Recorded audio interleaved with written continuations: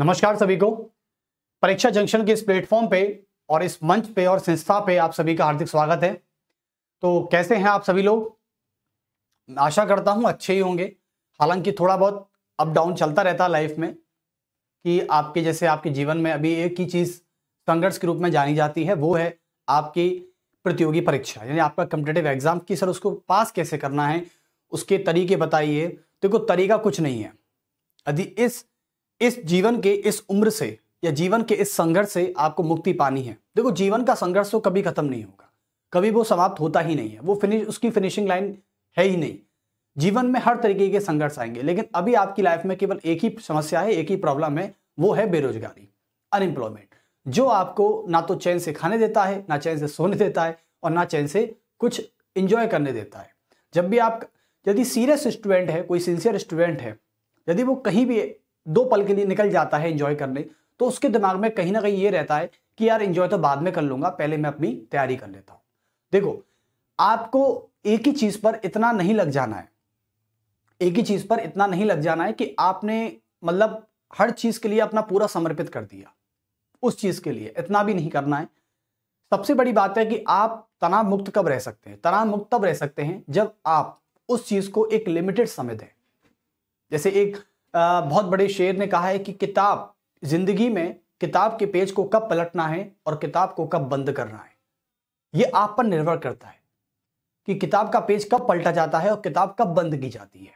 इसका समय निर्धारित करें, आप इसका समय डिसाइड करें। यदि आपके ऊपर टाइम डिसाइड है और टाइम को लेकर बहुत अच्छी पंक्चुअलिटी है आप में, और टाइम को लेकर आप पे डिसीजन मेकिंग है, तो आप किसी भी चीज से जल्दी ही निकल जाएंगे, बहुत जल्दी, आपको पता भी नहीं चलेगा। और आपको ऐसा लगेगा कि मैं बहुत अपनी लाइफ को एंजॉय कर रहा हूं, जो भी काम कर रहा हूं, चाहे मैं पढ़ रहा हूं तो ऐसे नहीं पढ़ रहा कि तनाव मुक्त होकर पढ़ रहा हूं। कभी भी प्रेशर फील करके नहीं पढ़ना है। जब भी आप कभी टाइम को लेके आपकी डिसीजन मेकिंग पावर अच्छी हो गई, तो आप जीवन के वो हर स्टेप में अपने आप को एक एंजॉय फील करेंगे। तो मैं इसलिए कहता हूं बच्चों से कि इतना भी तनावग्रस्त ना हो जाइएगा कि मतलब किताब है तो किताब दिख रही है 24 घंटे, ना अच्छे से खा रहे हैं, ना अच्छे से सो रहे हैं, ना अच्छे से पी रहे हैं, कोई लाइफ में कोई ट्विस्ट नहीं रह गया है, और ना अच्छे से लोगों से बात कर पा रहे हैं। आपका व्यवहार भी धीरे धीरे बिगड़ता जा रहा है, लोगों से चिड़चिड़े होते जा रहे हैं, जब लोगों का सही ढंग से रेस्पॉन्स नहीं करते हैं आप। ऐसे कई सारे बच्चे हैं, लोगों से 2 टूक बात करने में भी शर्म आती है। अरे 2 मिनट वेस्ट हो जाएंगे हमारे, यदि मैंने किसी से बात कर ली तो चलो 2 मिनट में तो मैं अपना 2 लाइन पूरी कर लूंगा। ऐसे मत बनिए। ऐसे आप कोई मशीन या रोबोट नहीं है। आजकल का स्टूडेंट एक रोबोट या मशीन बनकर रह गया है। वो जो भी काम कर रहा है एक रोबोट मशीन की तरह कर रहा है। तो इसलिए अपने आप को तनाव मुक्त रखिए, तनावग्रस्त ना रहिए। चलिए, तो अब इंडियन पॉलिटिकल साइंस में एक चैप्टर है, और जो चैप्टर मैं कल पढ़ा रहा था आज उसका पार्ट 2 है। लेकिन मुझे थोड़ा बहुत ये मिल रहा है कि कुछ बच्चे बिल्कुल लेक्चर नहीं देख पा रहे। मुझे ऐसा लग रहा है, ऐसा फील हो रहा है, जैसा कि जब मैं देखता हूं तो कुछ बच्चे लेक्चर्स को नहीं देख रहे, और ये बहुत गंभीर बात है। मैं ये नहीं कह रहा कि आप जबरदस्ती आप लेक्चर को देखिए, लेकिन आप एक बार लेक्चर को देख के ये बताइए और ये महसूस करिए कि मैं जो आपको करा रहा हूं इंडियन पॉलिटी में, क्या वो किस तरीके से आपके लिए कितना हेल्पफुल है। एक बार सजेशन में या कमेंट बॉक्स में एक बार जरूर बताइए, ताकि पता चले ना कि आपकी डिमांड क्या है, आप चैप्टर में क्या चाहते हैं, किस तरीके की स्ट्रेटेजी चाहते हैं। हालांकि स्ट्रेटेजी हमें पता है कि हम कॉम्पिटिटिव एग्जाम, जैसे कि मैं पिछले कई सालों से पढ़ा रहा हूं, तो हमें पता है कि बच्चे को किस प्रकार के कॉम्पिटिटिव एग्जाम में कितना पढ़ाना है और कितना नहीं पढ़ाना है, हमें पता है। ऐसा नहीं है कि मैं एसएससी वालों को यूपीएससी का पढ़ा देते हैं या यूपीएससी वालों को एसएससी का पढ़ा देते हैं, ऐसा तो नहीं करते। जिस तरीके का बच्चा हमारे पास आता है उसको उसी हिसाब से उसकी स्ट्रेटेजी देते हैं। जैसे डॉक्टर कैंसर की दवाई में बुखार की दवाई नहीं देता, और बुखार में कैंसर की दवाई नहीं देता, जिस चीज की बीमारी है उस चीज की दवाई दी जाती है। तो चलिए, लेकिन मैं चाहता हूं कि आज इस पार्ट 2 को आप देखें, इस चैप्टर के पार्ट 2 को, यानी सेंटर स्टेट रिलेशन का पार्ट 2 है आज, और उसको जरूर देखिएगा और शेयर और लाइक और सब्सक्राइब जरूर कीजिएगा। चलिए, तो बात कर लेते हैं पार्ट 2 की तरफ। पार्ट 2 में आता है अपना, पहले तो लिख देते हैं सेंटर स्टेट रिलेशन। अब सेंटर स्टेट रिलेशन में मैं बात करता हूं केंद्र राज्य संबंध।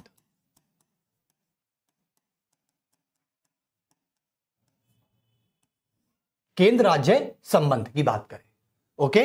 तो केंद्र राज्य संबंध में मैं कल आपको बताया था कि केंद्र राज्य संबंध सेंटर स्टेट रिलेशन ये इंडियन पॉलिटी और गवर्नेंस का एक चैप्टर है। ये टॉपिक नहीं है, चैप्टर है। इसमें मैंने आपको बताया था कि हमारी भारत की सरकार और राज्य सरकार के बीच में भारत के संविधान में इन संबंधों के बारे में कुछ चर्चा की गई है और इस चर्चा में यह बताया गया है कि केंद्र और राज्य संबंधों के बीच में 3 प्रकार के संबंध होते हैं। जैसे मैंने आपको कल बताया था कि हर 2 व्यक्ति के बीच में या 1 से ज्यादा व्यक्ति के बीच में कोई ना कोई संबंध जरूर होता है और उन संबंधों पर हम कल बात भी बताई थी मैंने आपको कि चाहे वो कोई कपल है, चाहे कोई 2 भाई हैं, चाहे 2 बहन हैं, चाहे आपका माता पिता से कोई संबंध है, उस संबंधों में आपको क्या अधिकार मिले हुए हैं, आपके माँ बाप को आपको लेकर आपके प्रति क्या अधिकार मिले हुए हैं कि वो आपके फैसले तुरंत ले लेते हैं, चाहे वो विवाह का हो, चाहे वो शिक्षा का हो। तो यही चीज मैं आपको समझाने की कोशिश कर रहा था, लेकिन आप अच्छे से समझ गए थे, मैं आशा करता हूं। और इसी तरह आप चैप्टर को देखो, इंडियन पॉलिटी कहीं भी आप ये ना सोचें कि जो व्यक्ति किताबी कीड़ा है इंडियन पॉलिटी को बहुत अच्छे से कर लेगा, बिल्कुल नहीं कर सकता। यानी किताबी कीड़ा तो इंडियन पॉलिटी को याद नहीं कर सकता। मैंने कई सारे बच्चों की कंप्लेंट सुनी है, उनको 2 साल हो गए इंडियन पॉलिटी, लेकिन ना तो उन पर इंडियन पॉलिटी पूरी हो रही है और ना उन पर याद हो रही है। इंडियन पॉलिटी का मतलब होता है जब तक आप अपनी आंखों के सामने वो देखी हुई हर चीज को महसूस नहीं करोगे, उस पर आइडियाज नहीं लगाओगे, उस पर थॉट प्रोसेस नहीं करोगे, तब तक आप इंडियन पॉलिटी को कवर कर ही नहीं सकते। जैसे आप मार्केट जाते हैं, मार्केट में आप देखिए, मार्केट में इतनी सारी एक्टिविटी होती हैं। आप सिनेमा हॉल जाते हैं, मार्केट जाते हैं, आप दोस्तों से बात करने जाते हैं, आप कोई ऐसी जगह जाते हैं जहां पर रूल्स और रेगुलेशन ज्यादा होते हैं। तो ऐसी चीजों के पास जाइए, उन्हें महसूस करिए और वहां पर लॉ लगाइए। जैसे आप मार्केट गए हैं तो आप जाके वहां देखिए कि जो दुकानदार है वो अपनी दुकान का उद्घाटन कैसे कर पा रहा है। ये इंडियन पॉलिटी है। मैं इसी तरीके से इंडियन पॉलिटी को मैंने अपने वक्त में कवर किया था, जब मैं अपने वक्त पर इंडियन पॉलिटी को याद कर रहा था, क्योंकि पेट से तो मैं इंडियन पॉलिटी को याद करके पैदा नहीं हुआ कि हर कोई बच्चा की पेट से पैदा होता है वो इंडियन पॉलिटी का ज्ञाता बन जाता है। मैं अपने आप को ज्ञाता भी नहीं कहता, लेकिन हाँ, इंडियन पॉलिटी को जब मैंने अपने टाइम पर कवर किया, जब मैं एक स्टूडेंट था तब मैंने कवर किया, तो मैंने इसी तरीके से महसूस किया कि ये इंडियन पॉलिटी तभी कवर हो सकती है जब मैं किताब से ज्यादा समाज को ऑब्जर्व करूंगा, सोसाइटी को ऑब्जर्व करूंगा, पढ़ूंगा। ऐसी बात नहीं है कि पढ़ूंगा जरूर, लेकिन पढ़ने के बाद उसको मैं जब तक इम्प्लीकेबल नहीं करूंगा, एप्लीकेबल नहीं करूंगा, तब तक इंडियन पॉलिटी कवर नहीं हो सकती। इंडियन पॉलिटी को कवर करने का एक ही तरीका है कि समाज में हर हुई घटना, आपके आंखों के सामने हो रही घटनाओं को एनालिसिस करना, थॉट प्रोसेस करना और उस पर आइडियाज लगाना। यह इंडियन पॉलिटी का सबसे अच्छा रास्ता और सबसे आसान रास्ता है। चलिए, तो केंद्र राज्य संबंधों में मैंने 3 प्रकार के संबंधों की चर्चा बताई थी आपको। तो सेंटर स्टेट रिलेशन की मैं बात करता हूं। सेंटर स्टेट रिलेशनों में हम 3 प्रकार के संबंधों की बात कर रहे थे। तो पहला था आपका विधायी संबंध, जिसे हम कहते हैं लेजिस्लेटिव रिलेशन, विधायी संबंध। दूसरा था आपका एक संबंध था जिसका नाम था वित्तीय संबंध। क्या था? वित्तीय संबंध। उसके बाद हमारा तीसरा रिलेशन था प्रशासनिक संबंध। प्रशासनिक संबंध, ओके। तो मैंने इस प्रकार के संबंधों की बात बताई थी कि केंद्र राज्य संबंध में संविधान में 3 प्रकार के संबंध दिए गए हैं। अब तीनों प्रकार के संबंधों में मैंने एक संबंध करा दिया था। आप पार्ट 1 में जाके देख सकते हैं, पूरा खुलकर बताया, ऐसी कोई बात नहीं है। जितना आपके एग्जाम में आने लायक है वो सब कुछ बताया मैंने आपको। तो हमने कल विधायी संबंधों को कंप्लीट किया था। आज हम करने वाले हैं वित्तीय संबंधों को। किसको? वित्तीय संबंधों को करने वाले, वित्तीय संबंध। चलिए, तो आज हम बात कर लेते हैं फाइनेंशियल रिलेशन की। तो सबसे पहले हेडिंग डालेंगे वित्तीय संबंध। तो यहां पर डालेंगे सभी वित्तीय संबंध, और इंग्लिश बोले तो financial relation. Financial financial relation. Okay, और आज ही हम सोच रहे हैं कि इस लेक्चर के बाद हम आपको एक इंडियन पॉलिटी को याद करने का, उसे समझने का आपके एक गाइडेंस के तौर पर एक वीडियो बनाएंगे और उस वीडियो को आप तक भेजेंगे, यूट्यूब पे भी डालेंगे। तो मैं चाहता हूं कि जब तक आप इंडियन पॉलिटी को याद, समय निकल जाए और आप पछताएं, इससे पहले मैं आपको एक गाइडेंस दे दूं कि इंडियन पॉलिटी को याद कैसे किया जा सकता है। इसकी सबसे अच्छी हिंट बताऊंगा आपको, लेकिन इस लेक्चर के बाद मैं एक वीडियो अपलोड करूंगा और आप उस वीडियो को जरूर देखिएगा एक बार, और आज ही वो वीडियो अपलोड होगी। तो वित्तीय संबंधों में बात करें, देखो वित्तीय संबंध का मतलब स्पष्ट हो रहा है कि कोई ना कोई पैसे संबंधी बात हो रही है। किसकी संबंधी बात हो रही है? कोई ना कोई पैसे से संबंधित बात हो रही है, कोई फाइनेंशियल मैटर है। और वित्तीय विधायी संबंधों में जब कल हमने लेजिस्लेटिव रिलेशन पढ़ रहे थे, तो उसमें हम केवल कानून को, या कानून कौन बनाएगा, राज्य बनाएगा या केंद्र बनाएगा या दोनों मिलकर कैसे बनाएंगे, ये सारी बातें हम कर चुके थे, ये सारी चर्चा हम कर चुके थे। लेकिन आज वित्तीय संबंधों में हमें स्पष्ट हो रहा है कि आज हम पैसे से संबंधित बात करने वाले हैं। चलिए, तो वित्तीय संबंधों की मैं बात करूं, वित्तीय संबंध जो होते हैं हमारे, यानी जो भारत के संविधान में केंद्र और राज्य के बीच में जो संबंधों को बांट रखा है, आज उन पर हम चर्चा करने वाले हैं। तो देखिए, वित्तीय संबंधों का मतलब केवल और केवल इतना होता है, यदि मैं इनकी बात करूं तो लिखेंगे कि केंद्र व राज्यों के बीच में, केंद्र व राज्यों के बीच में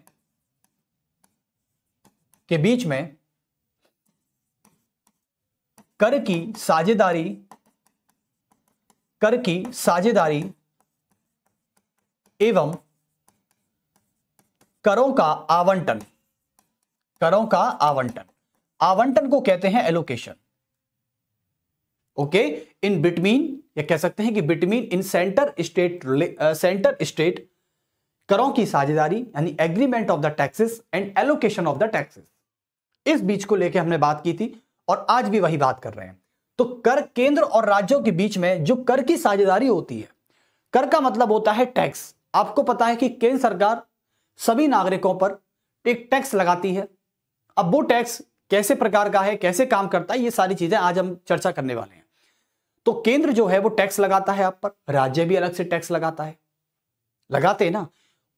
उसी प्रकार दोनों में अब जो टैक्स लगाते हैं, इन टैक्स का पैसा केंद्र के पास जाता है या राज्य के पास जाता है, और कौन सा टैक्स पर कौन सी पावर है, यानी किस टैक्स से संबंधित केंद्र सरकार कानून बनाएगी और किस टैक्स से संबंधित राज्य सरकार अपना कानून बनाएगी।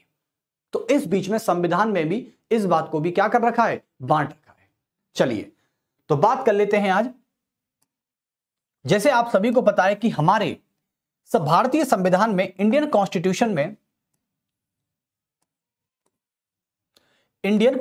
में केंद्र संघ सूची की बात करें, जैसे हमने कल बताया था, संघ सूची यानी वह सूची, भारत के संविधान की 7वीं अनुसूची में 3 प्रकार की लिस्ट दी गई है। पहली है यूनियन लिस्ट, सेकंड है स्टेट लिस्ट और थर्ड है कॉन्कर्ड लिस्ट। अपशिष्ट सूची की बात नहीं करते, वो ना ही मानो तो अच्छा है, उस पर तो केवल अपशिष्ट ये है कि तीनों में जो विषय नहीं आते वो अपशिष्ट में आते हैं, दैट्स इट। लेकिन वित्तीय संबंधों की बात करें तो भारतीय संविधान की 7वीं अनुसूची के संघ सूची में और यूनियन लिस्ट में केंद्र सरकार केवल 13 विषय ऐसे हैं जिन पर कर से संबंधित कानून बना सकती है, यानी 13 विषय टैक्स के ऐसे हैं जिन पर केंद्र सरकार कानून बना सकती है।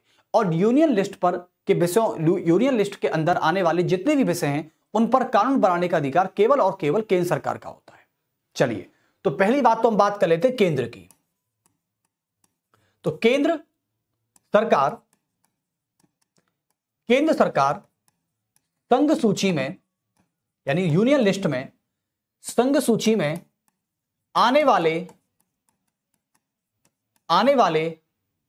करों से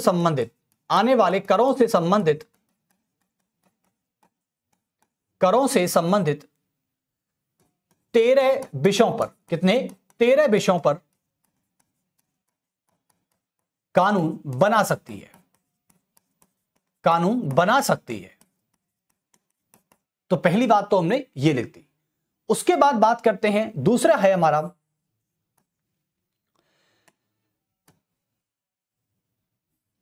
चलिए, तो दूसरा है हमारा राज्य सूची, यानी राज्य सूची की बात करें, और आपको पता है केंद्र सरकार संघ सूची में आने वाले करों से संबंधित 13 विषयों पर कानून बना सकती है।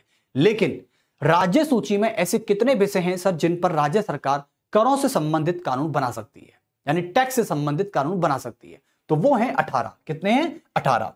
तो आप लिख सकते हैं कि राज्य सरकार राज्य सरकार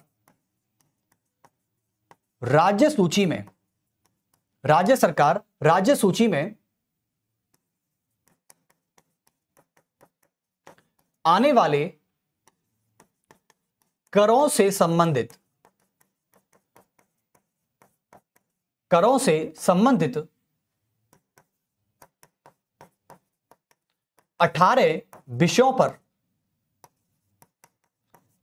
विषयों पर कानून बना सकती है। तो बच्चों, स्टूडेंटों, सभी ध्यान रखना कि पेपर में कुछ ऐसी चीजें पूछी जा सकती हैं जिन पर आपका कभी ध्यान ही नहीं जाता, और ध्यान नहीं जाता तो ये अब आपकी बेवकूफी है या आपकी किस्मत खराब है। इनमें से कोई दो ही चीज हो सकती है। कभी भी याद रखें कि मैं जिस चीज पर ज्यादा जोर लगाता हूं वो चीज हमेशा कॉम्पिटिटिव एग्जाम की दृष्टि से उसके अकॉर्डिंग बहुत इंपॉर्टेंट हो जाती है। जैसे मैंने अभी जोर लगाया 13 विषय पर, मैंने अभी अपना वॉइस थोड़ा सा ऊपर किया 18 विषयों पर। जब भी मैं कभी अपनी वॉइस को थोड़ा सा ऊपर कर लेता हूं, थोड़ा सा अप कर लेता हूं, तो समझ जाया करो कि सर यहां पर कुछ कहना चाह रहे हैं, कुछ समझाना चाह रहे हैं। जैसे कि मैंने बात की थी कि केंद्र सरकार संघ सूची में केवल 13 विषयों पर कानून बना सकती है और यहां पर 18 विषयों पर। तो यह आपसे पूछा जाएगा कि राज्य सूची में ऐसे कितने विषय हैं जिन पर करों से संबंधित राज्य सरकार कानून बना सकती है? तो आपका ऑप्शन ए है 18, ऑप्शन बी है, जैसे कि इस पर चलो क्वेश्चन बनाते हैं। इस पर मैं क्वेश्चन बना के दिखाऊं, अभी तो रेडी नहीं है क्वेश्चन, लेकिन आपको बना देते हैं कि राज्य सूची में ऐसे कितने विषय हैं, ऐसे कितने विषय हैं जिन पर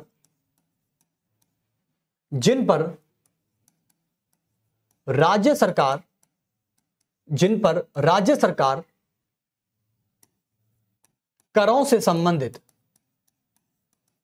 करों से संबंधित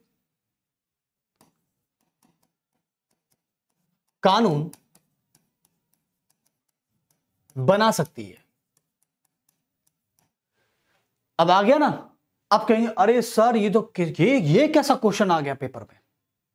और वहीं पर आप ये बोल देते हो कि सर ये तो कमीशन ने बहुत टफ दे दिया।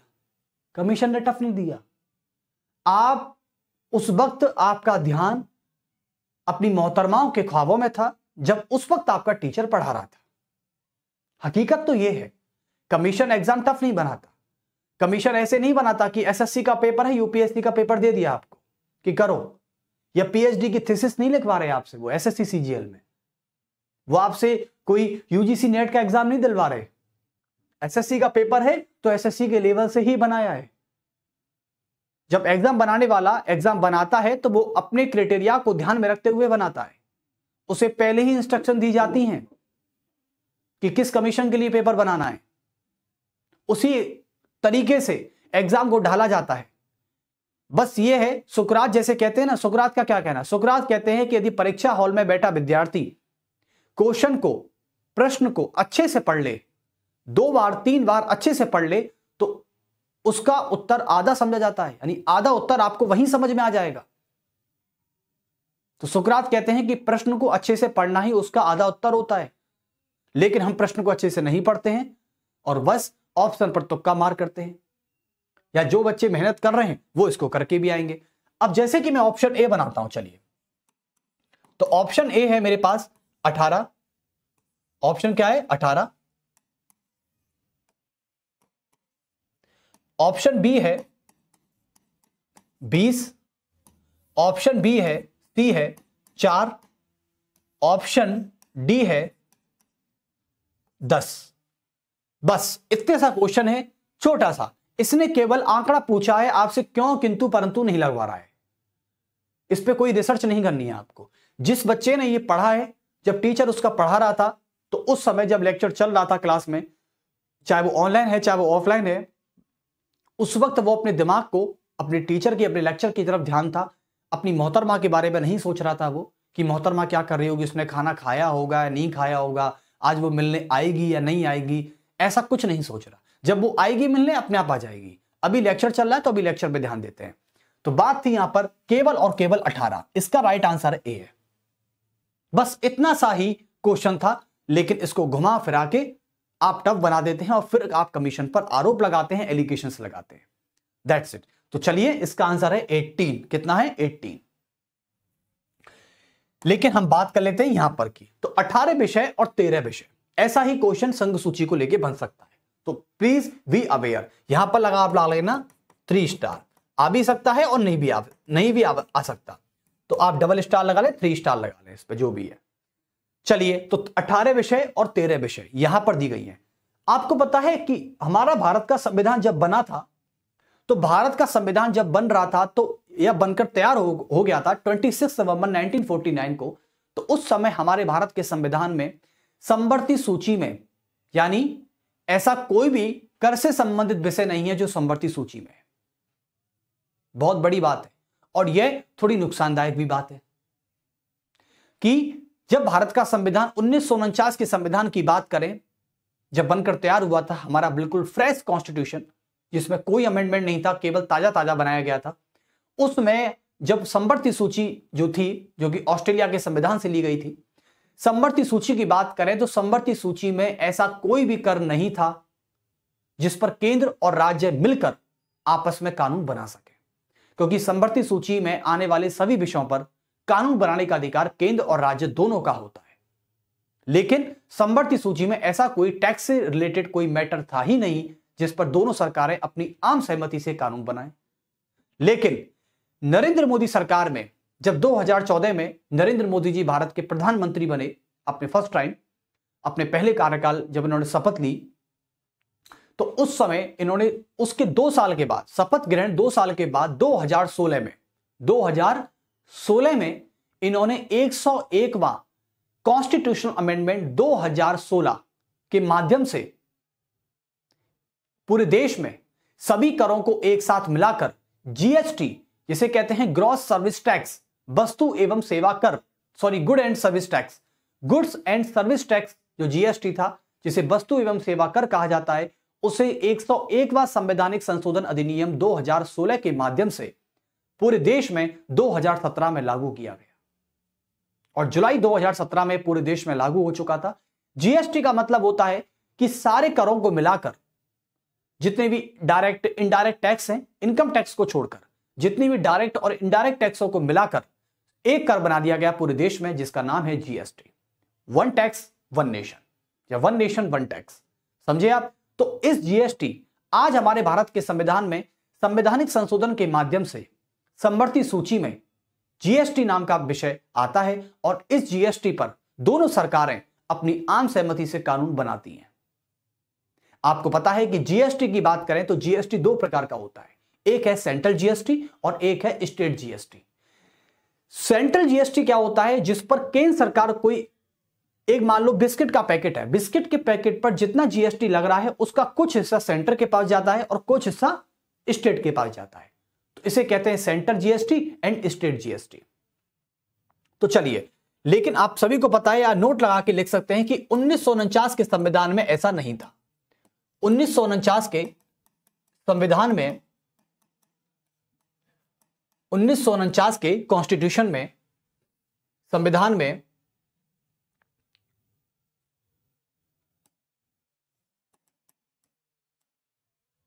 समवर्ती सूची में कर से संबंधित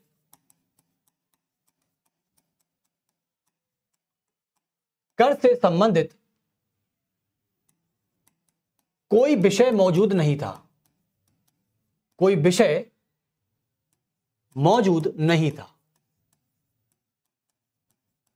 कोई विषय मौजूद नहीं था। ओके, लेकिन आप सभी को पता है, लेकिन इतने सालों के बाद 2016 में 2016 में क्या किया गया? 2016 में बच्चों नरेंद्र मोदी सरकार के नेतृत्व में, जब भारत के प्रधानमंत्री अभी भी हैं, 2016 यानी पहले कार्यकाल 2014 से प्रारंभ हुआ था नरेंद्र मोदी जी का, और आज इनका तीसरा कार्यकाल चल रहा है। तो 2016 में इन्होंने 101वां यानी 101 कॉन्स्टिट्यूशनल अमेंडमेंट 2016 के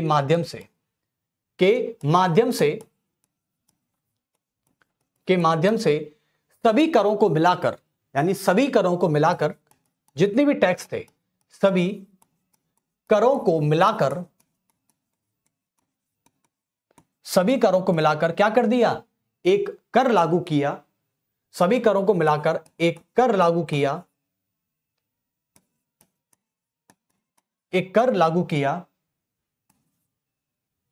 किया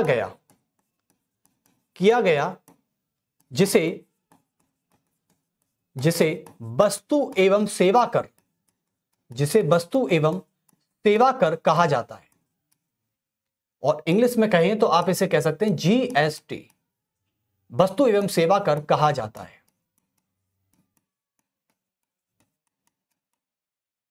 ओके, और इसकी फुल फॉर्म क्या होती है? इसकी फुल फॉर्म होती है goods and service tax. Goods and service tax, ये इनकम टैक्स से अलग होता है। ओके, और सभी टैक्सों का एक मिश्रण होता है, एक मैटर होता है। चलिए, तो गुड्स एंड सर्विस टैक्स, देखो गुड्स एंड सर्विस टैक्स दो प्रकार के होते हैं।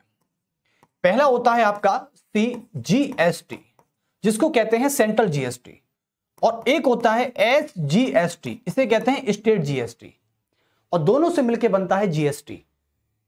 मान लो कोई प्रोडक्ट है, उस प्रोडक्ट पर सेंटर भी जीएसटी ले रहा है और स्टेट भी जीएसटी ले रहा है, समझे ना? चलिए, लेकिन समवर्ती सूची की बात करें, और आपको पता है कि जीएसटी नाम का जो जीएसटी विषय समवर्ती सूची का विषय है। किसका विषय है? समवर्ती सूची का विषय, समवर्ती सूची का विषय। जीएसटी किसका विषय है? समवर्ती सूची का विषय। तो बस यही बात मैं आपको बताना चाह रहा था। और जो समवर्ती सूची का विषय होता है, उस पर दोनों सरकारें यानी दोनों सरकारें, यानी केंद्र और राज्यों की सरकारें मिलकर अपनी सहमति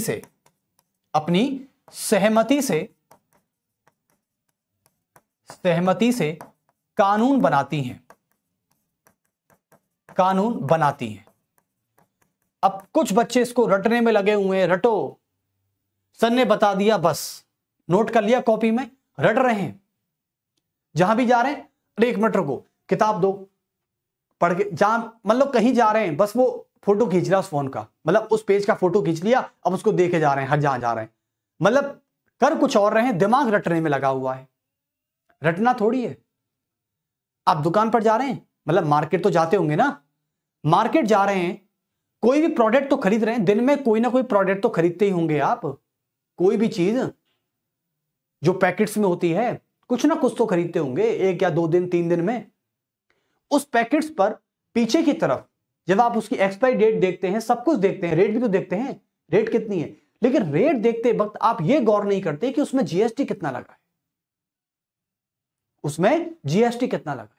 मैं बता रहा हूं कि आज हमारे भारत में जब बजट आता है, तो बजट आने पर कितने आम लोगों का कितना हल्ला होता है, ये फलाना, वो ढकाना, ये जीएसटी इतना हो गया, जीएसटी फलाना हो गया, टैक्स इतना बढ़ गया, सरकार तानाशाही कर रही है। मैं तो ये कहता हूं कि बस बजट के दिन ही इनको जीएसटी याद आता है,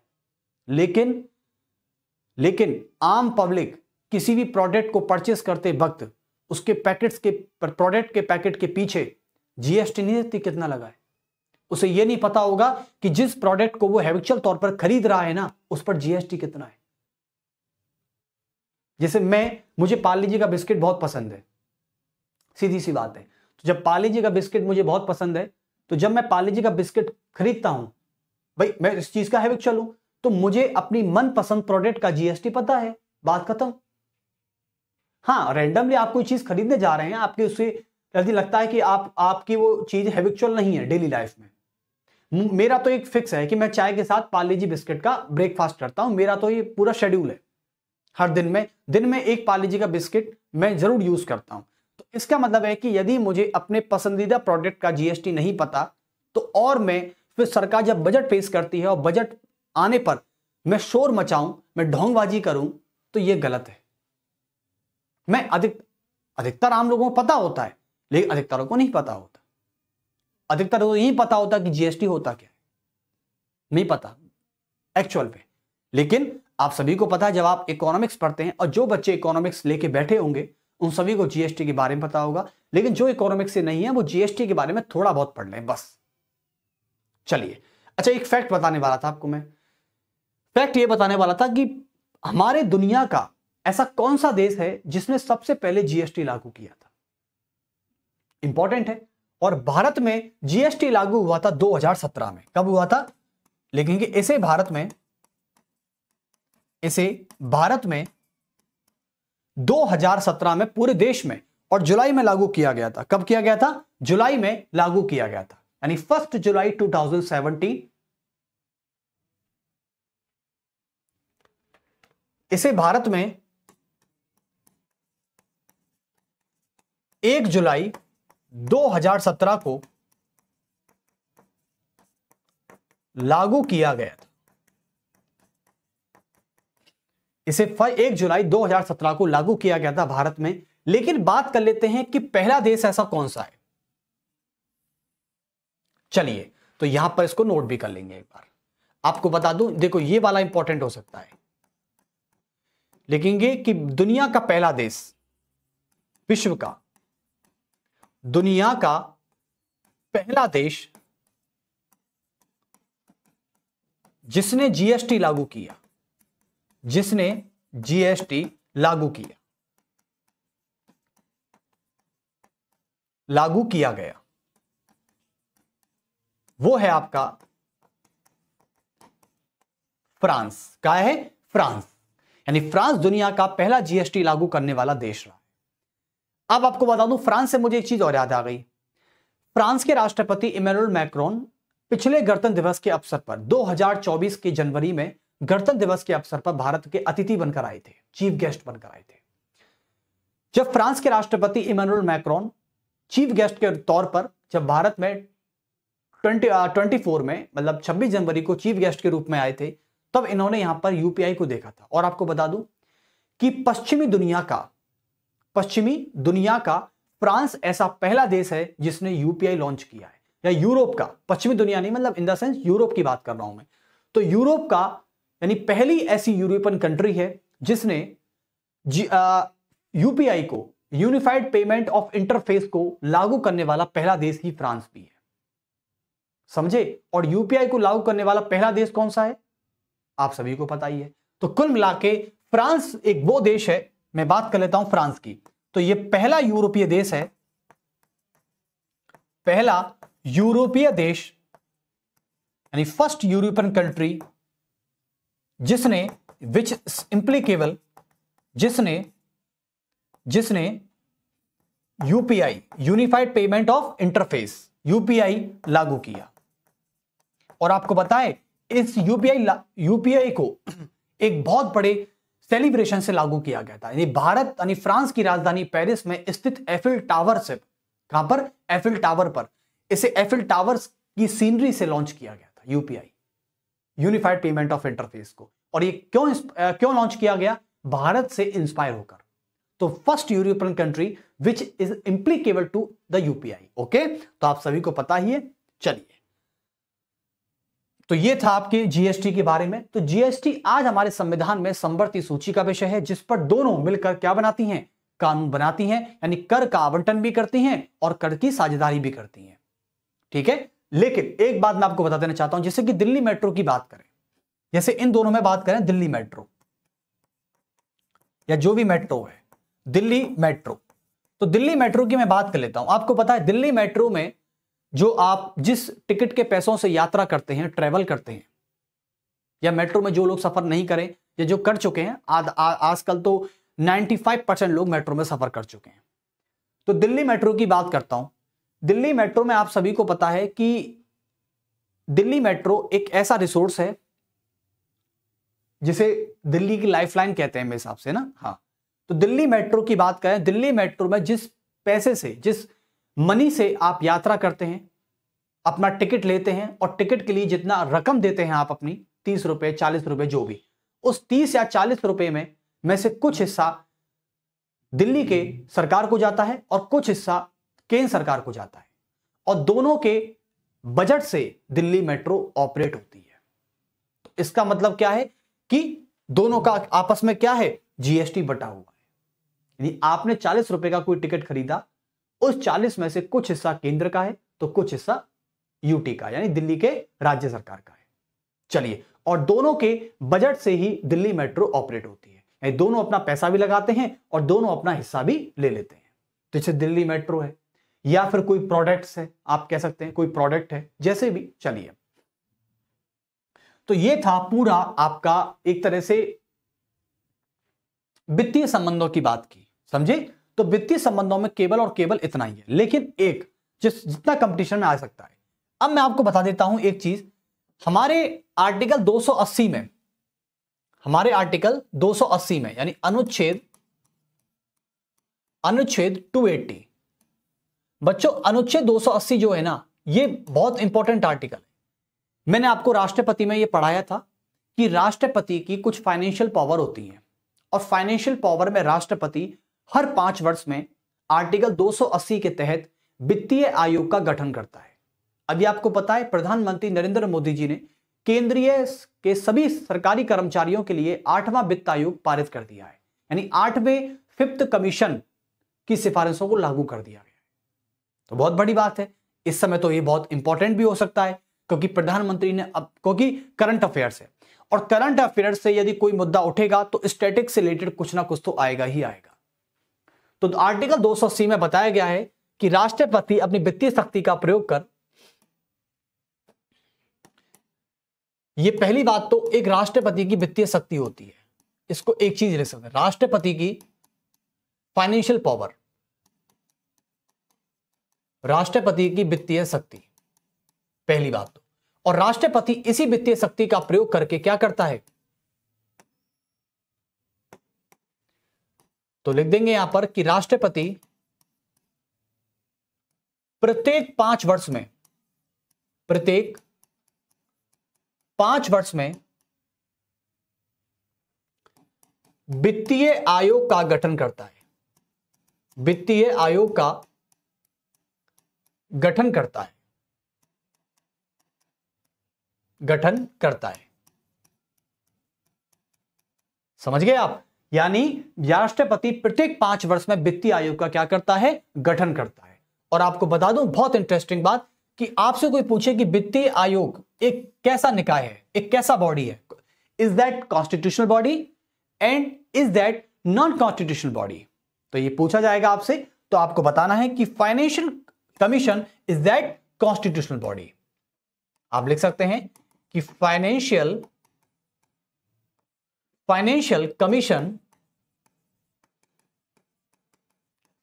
commission is that constitutional body. Okay, बहुत बढ़िया। तो यहां तक आप समझ ही गए हैं। और लेकिन सबसे बड़ी बात है कि इसके कार्य क्या होते हैं, इसका वर्क क्या है, इसका वर्क क्या है। तो देखिए, मैं इतनी बात बता दूं आपको कि इसके कार्य क्या क्या होते हैं। देखो, वित्तीय आयोग का कार्य केवल और केवल इतना होता है, भाई बात आपको पता है कि वित्तीय मतलब फाइनेंशियल, तो पैसे की बात है सीधी सीधी। इसे क्यों ज्यादा घसीटना, क्यों ज्यादा सस्पेंस पैदा करना।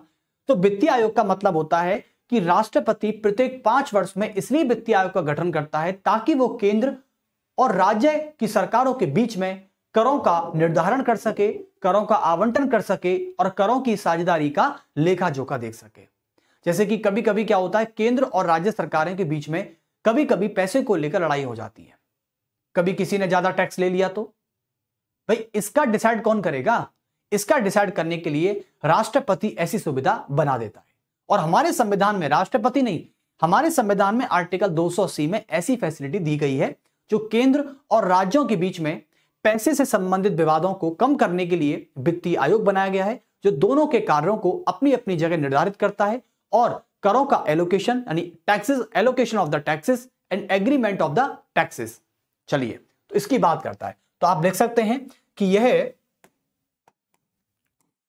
यह केंद्र व राज्यों की सरकारों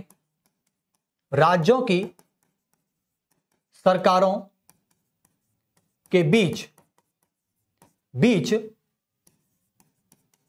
करों की शक्तियां एवं उनका निर्धारण और साझेदारी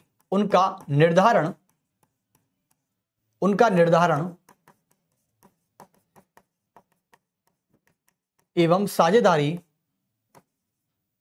करता है। और दूसरा काम क्या होता है इसका? दूसरा काम है कि करों से संबंधित विवादों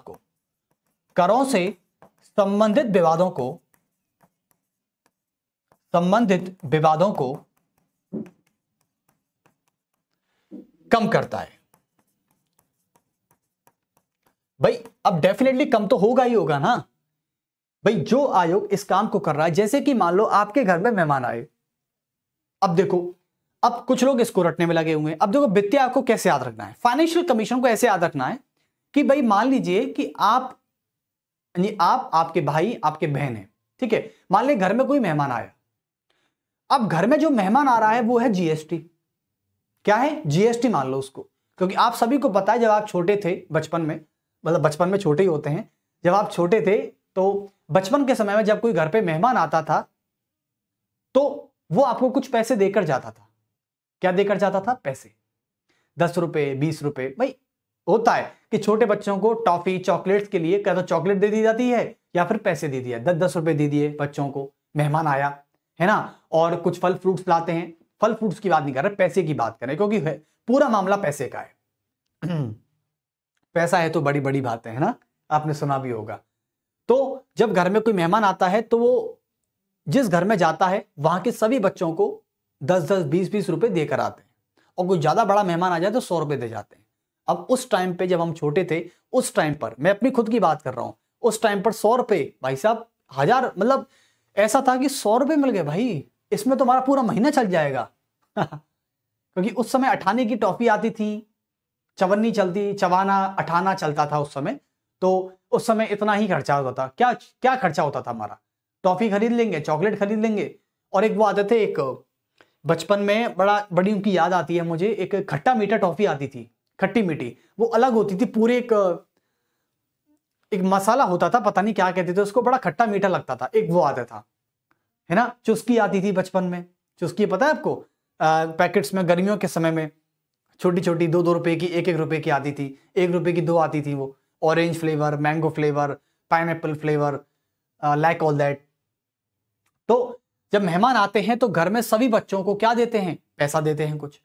अब मान लीजिए कि एक जो आपसे बड़ा भाई है उसको पैसे ज्यादा मिलते थे, और जो आप छोटे हैं तो आपको 10 रुपए, आपके बड़े भाई को 20 रुपए मिल गए। अब आपको थोड़ी बहुत जेलसी इसलिए हो रही है क्योंकि उसको 20 क्यों मिले, मुझे 10 क्यों मिले। तो आप क्या करेंगे? आप अब लड़ना स्टार्ट कर देंगे, तो जब आप लड़ना स्टार्ट करेंगे तो क्या होगा? उस समय एक चीज होगी कि आपके माता पिता फाइनेंस कमीशन की तरह बनकर आएंगे। जब मेहमान था वो जीएसटी बनकर आया था, और जीएसटी उसने अपने बड़े भाई, उस घर के बड़े जो बड़ा बेटा था उसको 20 रुपए दिए और आपको 10 रुपए दिए। अब उसको 20 क्यों दिए? आपके मन में क्या आ गई? जेलसी आ गई, तो आप लड़ने लग गए। तो केंद्र और राज्य आपस में लड़ने लग गया। जीएसटी आया, केंद्र राज्य आपस में लड़ने लग गया। लेकिन केंद्र और राज्य जब आपस में लड़ने लगेगा तो फाइनेंस कमीशन का काम कौन करेगा? आपके माता या पिता। मेहमान के जाने के बाद दोनों को बैठाएंगे कि भाई क्यों लड़ रहे हो? तो छोटा वाला बोलेगा कि पिताजी बड़े वाले बेटे को 20 रुपए दिए हैं, भैया को 20 रुपए क्यों दिए, बड़ी बहन को 20 रुपए क्यों दिए? तो पिताजी बोलेंगे बेटा ये बड़ा है इसलिए 20 रुपए दे दिए, तुम छोटे हो तुम 10 रुपए, तुम और बड़े हो जाओगे तो तुम्हें ₹20 मिलने लग जाएंगे। तो अब लेकिन वो छोटा वाला नहीं समझ पा रहा है। तो अब क्या होता है कि अब फाइनली में माता पिता जो फाइनेंस कमीशन का काम कर रहे हैं वो एक काम करेंगे, वो कहेंगे कि भाई लड़ो मत, ऐसा करो 20 तुझे दिए ना, ठीक है 5 इसमें से तू उसको दे दे, 10 तो इसके पास ही है, 5 तू दे देगा तो इसके पास 15 हो गए और तेरे पास भी 15, बात खत्म। तो ये होता है बिल्कुल सही डिसीजन। तो इसका मतलब जब घर में मेहमान आता है तो आप समझ सकते हैं, ये मान लीजिए घर में आया मेहमान, ये कौन है, ये है आपका गेस्ट, ठीक है, गेस्ट आता है किसी घर में, ये है आपका हाउस, ओके। तो जब गेस्ट आता है घर में तो मान लो 2 बच्चों को, एक है आपका यंगर ब्रदर, एक है आपका एल्डर ब्रदर, ठीक है। गेस्ट आया, दोनों यंगर को दे गया कितने, 10 रुपए और एल्डर को दे गया 20 रुपए, समझे। लेकिन अब क्या हो गई, यहां पर हो गई लड़ाइयां, क्या हो गई, लड़ाइयां। और जब यहां पर लड़ाइयां होती हैं तो इसका मतलब ये केंद्र है, ये क्या है, ये है राज्य, और ये क्या है, ये है केंद्र। और ये गेस्ट कौन है, गेस्ट है जीएसटी, समझे। तो जीएसटी आया, केंद्र राज्यों में लड़ाई हो गई, क्यों हो गई, क्योंकि दोनों में सेम डिस्ट्रीब्यूशन नहीं हुआ। अब इन दोनों के बीच की लड़ाई को कौन शांत करेगा, इसकी शांत करेगा वित्त आयोग। वित्त आयोग कौन है, आपके माता पिता। फाइनेंस कमीशन कौन हुए, आपके माता पिता, पेरेंट्स, या तो माताजी करेंगे या पिताजी करेंगे, तो माता पिता आपके वित्त आयोग हो गए। अब ये इसकी लड़ाई को शांत कराएंगे। लड़ाई शांत कैसे होगी कि 20 में से 5 रुपए इसको दे दिया जाएगा ताकि इसके पास ही 15 हो जाएं, और इसमें से 5 कैलकुलेट करके इसके पास ही 15 हो जाएं, तो 15 हो गए, केंद्र राज्य आपस में शांत हो गया, बात खत्म। तो बस यही तरकीब। अब देखो रटने में लगे हैं, वित्त आयोग क्या करता है, रटने में लगे, केंद्र और राज्यों के बीच में कर की शक्तियों का निर्धारण, उनके बीच में होने वाले टकराव को कम करता है, करों का निर्धारण करता है और कर की शक्तियों का विभाजन करता है। अरे भाई रटने में क्यों लगे बैठे हो, ये चार्ट याद रहेगा हमें सब। ये अब इससे ज्यादा कोई सस्ता ट्रिक नहीं बता सकता मैं आपको पॉलिटी में, बस याद कर ली, बात खत्म। Polity is like that all society, बस कुछ नहीं है।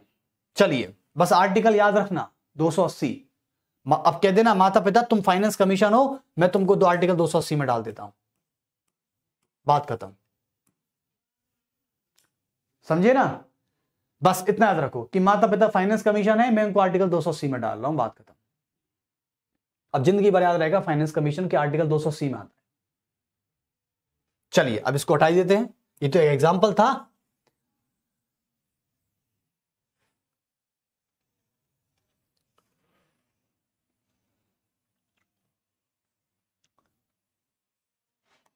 तो ये था आपका फाइनेंशियल रिलेशन, ठीक है, यानी केवल मोटा मोटा देखा है हमने, ऐसे नहीं है। देखो ज्यादा डीप पढ़ाने का मतलब ही नहीं है, ज्यादा डीप पढ़ने का मतलब ये है कि एसएससी वालों के फिर दिक्कत हो जाती है, एसएससी वाले के इतने में तो ज्यादा आता नहीं है, ओके। और ये हम जो पढ़ा रहे हैं वो केवल एसएससी के पर्पज से पढ़ा रहे हैं, दैट्स इट। तो ज्यादा कोई डीप जाना नहीं है। अब बात कर लेते हैं, नेक्स्ट है प्रशासनिक संबंध, एडमिनिस्ट्रेटिव रिलेशन। इस पर चर्चा करना बहुत जरूरी है। चलिए तो अब आते हैं प्रशासनिक संबंध। बच्चों देखो केंद्र राज्य संबंधों का यदि मैं बात करता हूं तो चलिए पहले पेज पे चलते हैं। केंद्र राज्य संबंधों में मैं बात करूं तो यह है प्रशासनिक संबंध, एडमिनिस्ट्रेटिव रिलेशन। अब इसको डालेंगे और आगे बढ़ेंगे। तो केंद्र राज्य संबंधों का तीसरा संबंध है प्रशासनिक संबंध। प्रशासनिक संबंध। अब केंद्र राज्य संबंधों में जब प्रशासनिक संबंधों की मैं बात करता हूं तो देखिए केंद्र राज्य संबंध है, उसकी तीसरा संबंध है प्रशासनिक संबंध।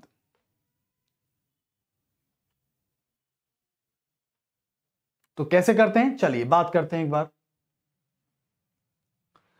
फोन आ जाते हैं क्लास के बीच में, उनको झट से काटना पड़ता है क्योंकि क्लास के बीच में सिर्फ एक ही, ज्यादा कोई इमरजेंसी है तब बात अलग है, लेकिन बस मैं 2 ही लोगों का फोन उठाता हूं, एक मेरे बड़े भाई और एक मेरी माता जी। उसके अलावा मैं बीच क्लास में कभी किसी का फोन नहीं उठाता, बहुत ही इमरजेंसी हो तब बात अलग है। तो प्रशासनिक संबंध की मैं बात करते हैं। प्रशासनिक संबंध का मतलब होता है, इंग्लिश में आप लिखना चाहो तो एडमिनिस्ट्रेटिव रिलेशन लिख देना, क्योंकि इंग्लिश वाले घूल के देखते हैं फिर मुझे कि जैसे मां ही डालेंगे। Administrative relation. अब देखो, मुझे इस नाम से सीधा सीधा पता चल रहा है कि भैया पैसे की बात नहीं हो रही है, बात कानून बनाने की हो रही है, मतलब लगभग प्रशासन। अच्छा ये बताइए, किसी भी जिले का या किसी भी गांव का या किसी भी राज्य का या देश का शासन कैसे चलता है? भाई शासन और प्रशासन का मतलब होता है कि कानून बनाना और उन्हें लागू करना, यही तो प्रशासन है। क्या प्रशासन कहीं धूल में लट्ठे चलाने से चलता है? ऐसा तो नहीं चलता कि आप धूल में लट्ठे चला रहे हैं और प्रशासन चलते जा रहा है। प्रशासन किसी की बातों से तो नहीं चलता कि आज मैंने जो कह दिया वो प्रशासन है, नहीं। प्रशासन तब तक नहीं चलता जब तक कि उसके लिए कोई निर्धारित या कोई डिसाइडेड लॉ नहीं होता। जब संसद या राज्य सरकार अपने अपने स्तर पर कानून बनाती हैं, तभी तो प्रशासन चलता है और तभी उसे अधिकारी अपने जिले में लागू करते हैं, जैसे आप जिले का कलेक्टर कहते हैं।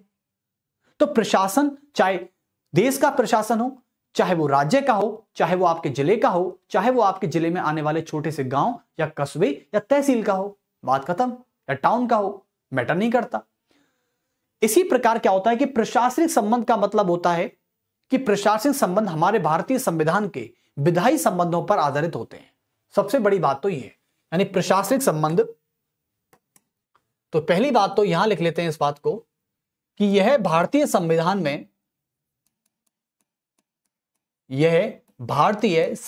में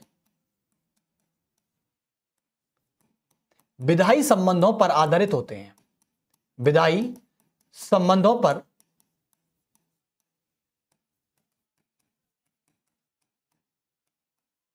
आधारित होते हैं। तो पहला तो यही हो गया। भाई विधायी का मतलब वो क्या होता है? विधायी का मतलब होता है कानून बनाना। कानून बनाना, जब तक कानून का निर्माण नहीं हो सकता तब तक प्रशासनिक, देश का हो चाहे जिले का हो चाहे टाउन का हो, वो नहीं चल सकता। तो इसका मतलब है कि कानून बनेगा तो ही प्रशासन चलेगा, और जब कानून बनने के बाद प्रशासन चलता है तो कहने का मतलब है कि हमारे भारत के संविधान में प्रशासनिक संबंध सीधे सीधे विधायी संबंधों पर आधारित होते हैं। और यह भारतीय संविधान के अनुच्छेद किसमें आते हैं? यह भारतीय संविधान के अनुच्छेद आते हैं, अनुच्छेद लिख सकते हैं आप 255 से लेके 263 तक आते हैं। कहां तक आते हैं? 263 तक आते हैं, बात खत्म। तो 255 से लेके 263 तक पढ़ा देंगे आपको, यह आपका प्रशासनिक संबंध पूरा हो जाएगा। और प्रशासनिक संबंध होता है कि किसी भी निश्चित क्षेत्र का लॉ एंड ऑर्डर, यानी सामाजिक कानून व्यवस्था प्रशासनिक संबंध होती है, बात खत्म। और विधायी संबंधों पर आधारित होते हैं, क्योंकि आप सभी को पता है, क्योंकि कानून व नियम तथा आदेशों के माध्यम से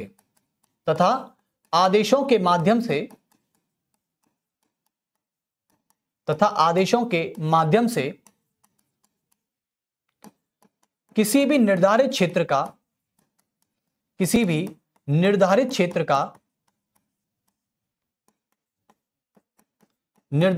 का शासन एवं प्रशासन चलाया जा सकता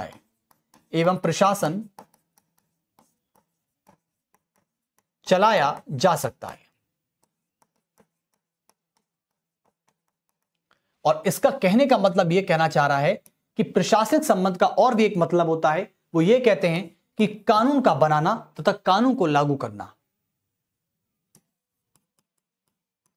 कानून को बनाना तथा उसे लागू करने से है,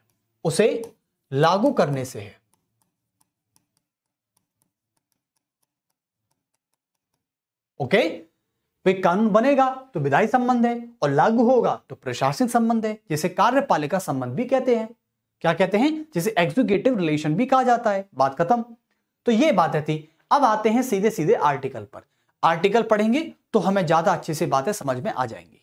चलिए, अच्छा वित्तीय संबंध में बात लिखाना भूल गया था बच्चों, मैं आपको 1 मिनट, वित्तीय संबंध कहां गए? 1 मिनट। हाँ, वित्तीय संबंध जो है ये बच्चे हमारे संविधान के भाग 12 में आते हैं। इनको एक बात लिख दीजिए ना, ये संविधान के, मैं भूल गया हूंगा, मान से स्लिप हो गया होगा, संविधान के भाग 12 में और आर्टिकल से आते हैं 264 से लेकर 293 तक आते हैं। कहां से आते हैं? 264 से लेकर 293 तक हमारे भारत के संविधान में फाइनेंशियल रिलेशन दिए गए हैं। बात खत्म। देखिए, तो अब इसकी बात करते हैं आर्टिकल 256 से पढ़ते हैं, क्योंकि 255 में तो खुद ही प्रशासनिक संबंध को दे रखा है, समझे? चलिए, और इसमें यही बात दे रखी है, तो आर्टिकल 255 तो खुद यही हो गया, खुद यही हो गया। यह है आपका अनुच्छेद 255 सब क्लॉज 1। ओके, चलिए अब मैं बात कर लेते हैं आर्टिकल 256 की।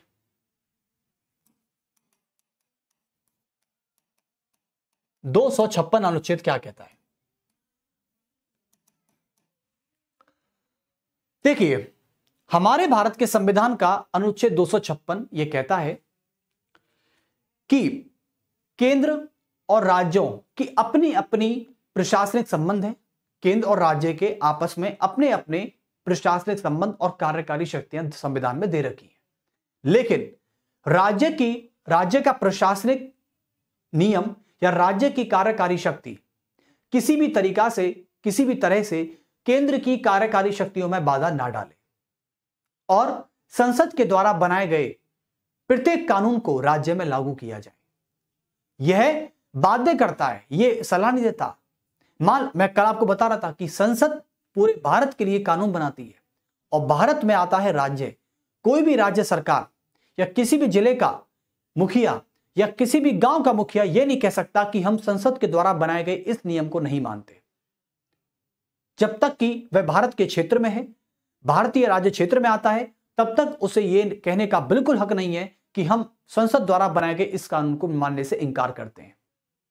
कभी आपने ऐसा करते देखा है किसी को कि भारत की संसद जो कानून बनाए उसे आपके गांव में लागू ना किया जाए और गांव का सरपंच ये बोले कि मैं नहीं मानता किसी प्रधानमंत्री को, मैं नहीं मानता किसी संसद को, मेरा गांव है मेरा शासन? ये नहीं कह सकता सरपंच। यानी संसद ने बनाया है तो वो गांव का सरपंच है, चाहे वो कलेक्टर है और चाहे वो राज्य का मुख्यमंत्री है, उसे मानना ही पड़ेगा। समझे आप? तो पहली शर्त में आर्टिकल 256 में यह कहा गया है कि राज्य की कार्यकारी शक्तियां और केंद्र की कार्यकारी शक्तियां आपस में संबंधित हैं, लेकिन राज्य की कार्यकारी शक्तियां केंद्र की कार्यकारी शक्तियों में कोई भी प्रकार से रेस्ट्रिक्शन ना पहुंचाए, कोई बाधा ना पहुंचाए और संसद द्वारा बनाए गए हर नियम को केंद्र राज्य में लागू किया जाए। That's it. तो चलिए लिख लेते हैं इस बात को। तो आर्टिकल 256 कहता है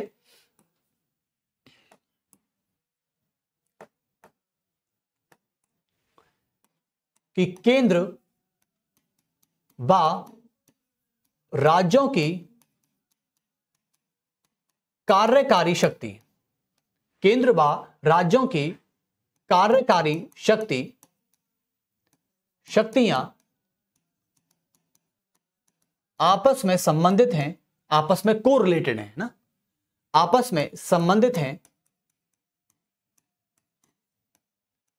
आपस में संबंधित हैं, लेकिन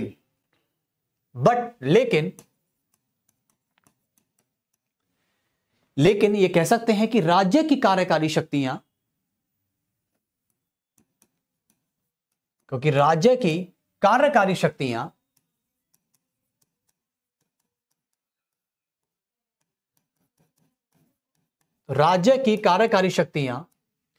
केंद्र की कार्यकारी शक्तियों में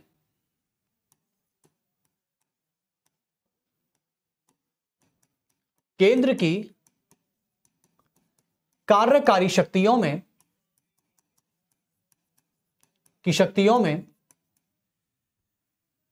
बाधा ना पहुंचाए। बाधा का मतलब होता है रेस्ट्रिक्शन, बाधा ना पहुंचाए। ओके, और संसद के द्वारा बनाए गए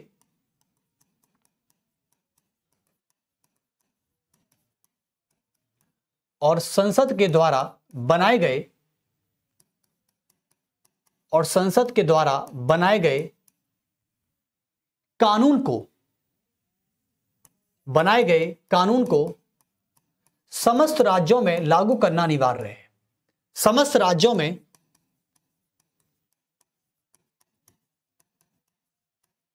लागू होना अनिवार्य है।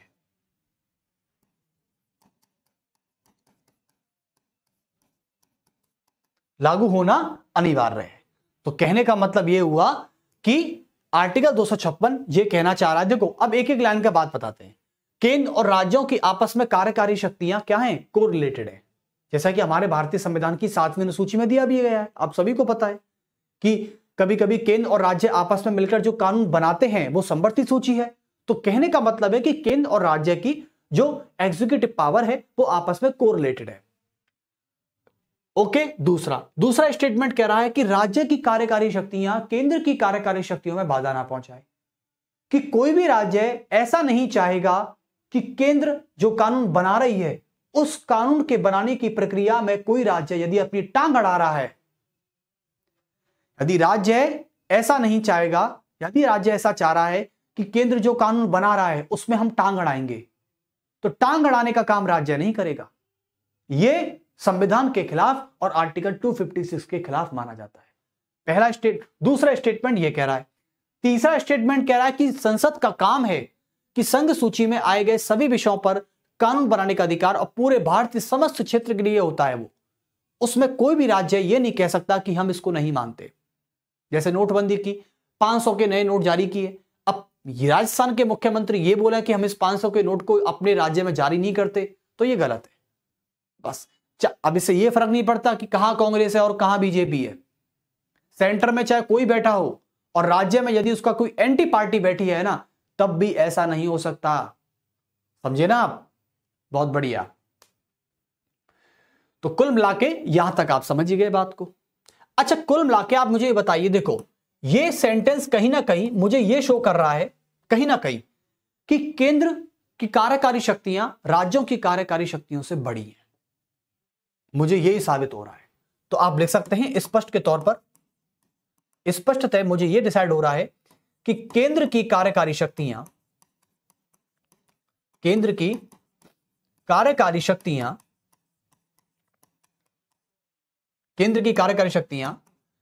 राज्यों की कार्यकारी शक्तियों से, राज्यों की कार्यकारी या प्रशासनिक कह सकते हैं। चलो, कहीं आप फिर कंफ्यूज हो जाओगे, सर पढ़ा प्रशासनिक रहे हो या कार्यकारी पढ़ा रहे हो? प्रशासनिक शक्तियों से अधिक शक्तिशाली है, अधिक मजबूत है। बस इतना कह दो, क्योंकि तीनों सेंटेंसों से मुझे यही पता चल रहा है, मजबूत है। चलिए, बहुत अच्छे। आज का लेक्चर लेने में मुझे बड़ा मजा आ रहा है। अब आपको अच्छा लग रहा नहीं लग रहा देखने में? आर्टिकल 256 ये कहता है, लेकिन अब आता है आर्टिकल अनुच्छेद 257। अनुच्छेद 257 की मैं बात करता हूं तो 257 का कहने का मतलब इतना है, देखो आप सभी को पता। अच्छा ये बताइए, मैं पहले समझा देता हूं फिर लिखा देता हूं। चलिए, कोई लिखने के बाद फिर आपका जो दिमाग है ना वो केवल रटने पे लगा होता है, बस जिस ने लिखा दिया अब इसको लाइन को देख लो, समझने की कोई बात ही नहीं करता और कोई समझना भी नहीं चाहता। अरे तो पॉलिटी है यार, आज के इंसान तो इंसान को नहीं समझना चाह रहे। सच में आज हमारे सोसाइटी में चाहे किसी भी प्रकार का कोई संबंध है दोनों के बीच में, किसी भी प्रकार का, दोस्ती का है या फ्रेंडशिप का है या कपल का है या भाई बहन का है, कोई भी है, आजकल मिसअंडरस्टैंडिंग होने में ना वक्त लगता है ना समय मतलब ना वक्त लगता है और जल्दी से मिसअंडरस्टैंडिंग क्रिएट हो जाती है। जैसे ही मिसअंडरस्टैंडिंग क्रिएट होती है वहां पर हम एक इंसान दूसरे इंसान को समझने की बात ही नहीं समझता, कहता ही नहीं है, वो समझने को टाइम वेस्ट मानता है और जल्दी से अपना रेस्पॉन्स करके अपने रिश्ते को बिगाड़ लेते हैं। ये तो फिर भी मैं आपको इंडियन पॉलिटी को समझाने की बात कर रहा हूं, यहां तो इंसान इंसान को नहीं समझ रहा है भाई, लोग सब्जेक्ट को क्या समझेंगे।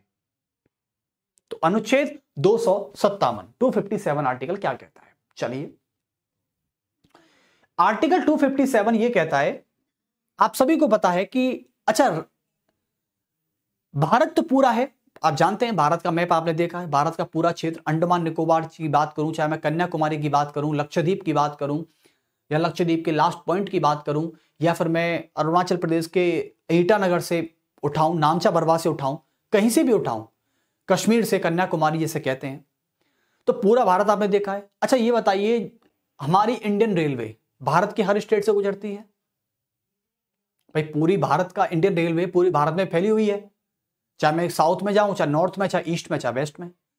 भारतीय रेलवे, इंडियन रेलवे पूरे भारत में फैली हुई है और भारत के हर राज्यों से गुजरती है ना। चलिए, उसके अलावा भारत के जलमार्ग की बात करूं, भारत का जलमार्ग का मतलब है कि जो जलमार्ग है बंगाल की खाड़ी और अरब सागर से जो सी रूट बना हुआ है अपना, वो किसी ना किसी राज्य से अपनी सीमा लगाता है।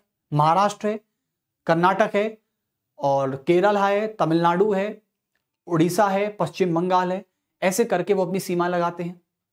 ठीक है, सी रूट की सीमा लग गई राज्यों से। तो भारत के जलमार्ग, भारतीय रेलवे और भारत के संचार मार्ग, भारत के संचार मार्ग और भारत के राजमार्ग, जिसे कहते हैं नेशनल हाईवे, राष्ट्रीय राजमार्ग। तो भारत के यानी संघ के, यानी भारत की सरकार के जो जल मार्ग है, जो राजमार्ग है, नेशनल हाईवे है, वाटर मार्ग है, और जो इंडियन रेलवे है, और संचार यानी कम्युनिकेशन के जो मार्ग हैं, इनका रखरखाव और इनका सुविधाएं के संबंधित निर्देश राज्य सरकार को दे सकती है। जैसे आपको पता है कि राजस्थान में इंडियन रेलवे का जितना नेटवर्क फैला हुआ है, उससे जुड़ी जो भी जानकारी है, उससे जुड़े जो भी निर्देश हैं, वो केंद्र सरकार राजस्थान की सरकार को निर्देश दे सकती है। क्या दे सकती है? निर्देश दे सकती है। जैसे मान लीजिए कि यूपी या उड़ीसा ले चलिए, उड़ीसा एक ऐसा राज्य है जहां पर इंडियन रेलवे का जो नेटवर्क है वो थोड़ा कमजोर होता दिखाई दे रहा है। तो भारत की सरकार तुरंत उड़ीसा में भारतीय रेलवे के फैले हुए नेटवर्क को लेकर निर्देश दे सकती है कि आप आरपीएफ को बात करें कि आप रेलवे प्रोटेक्शन, जो आरपीएफ है, रेलवे प्रोटेक्शन ऑफ फोर्स जो है, उसकी जिम्मेदारी लें, उसका रखरखाव करें। यानी भारत की सरकार अपने संसाधनों का रखरखाव करने के लिए जो हर राज्य में फैले हुए हैं, उन राज्यों की सरकारों को निर्देश दे सकता है। तो चलिए इस बात की बात कर लेते हैं। तो यहां पर लिख सकते हैं कि केंद्र सरकार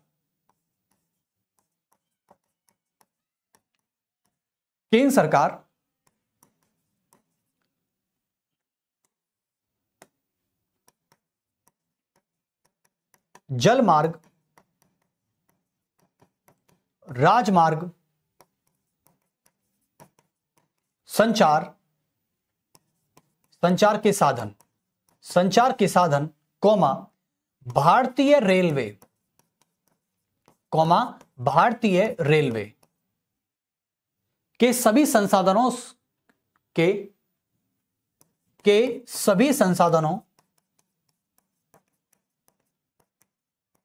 संसाधनों से जुड़ा रखरखाव के मामले में से संसाधनों से जुड़े सभी रखरखाव के मामले में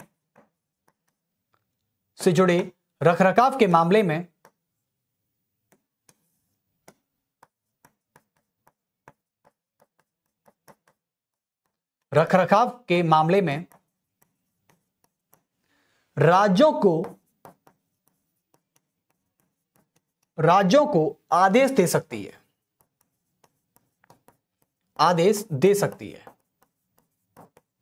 भाई आप सभी को पता है कि जल मार्ग है, कम्युनिकेशन के जो रिसोर्सेस हैं, और इंडियन रेलवे है, ये सारे संघ सूची के विषय हैं। ये सारे केंद्र सरकार के अधिकार क्षेत्र में आते हैं जितने भी हैं, यानी इन पर राज्य का कोई हक नहीं होता, इन पर केवल और केवल केंद्र का हक होता है। अब ये जो भी रिसोर्सेस हैं, ये कहीं ना कहीं किसी ना किसी राज्य में किसी ना किसी रूप में फैले हुए हैं।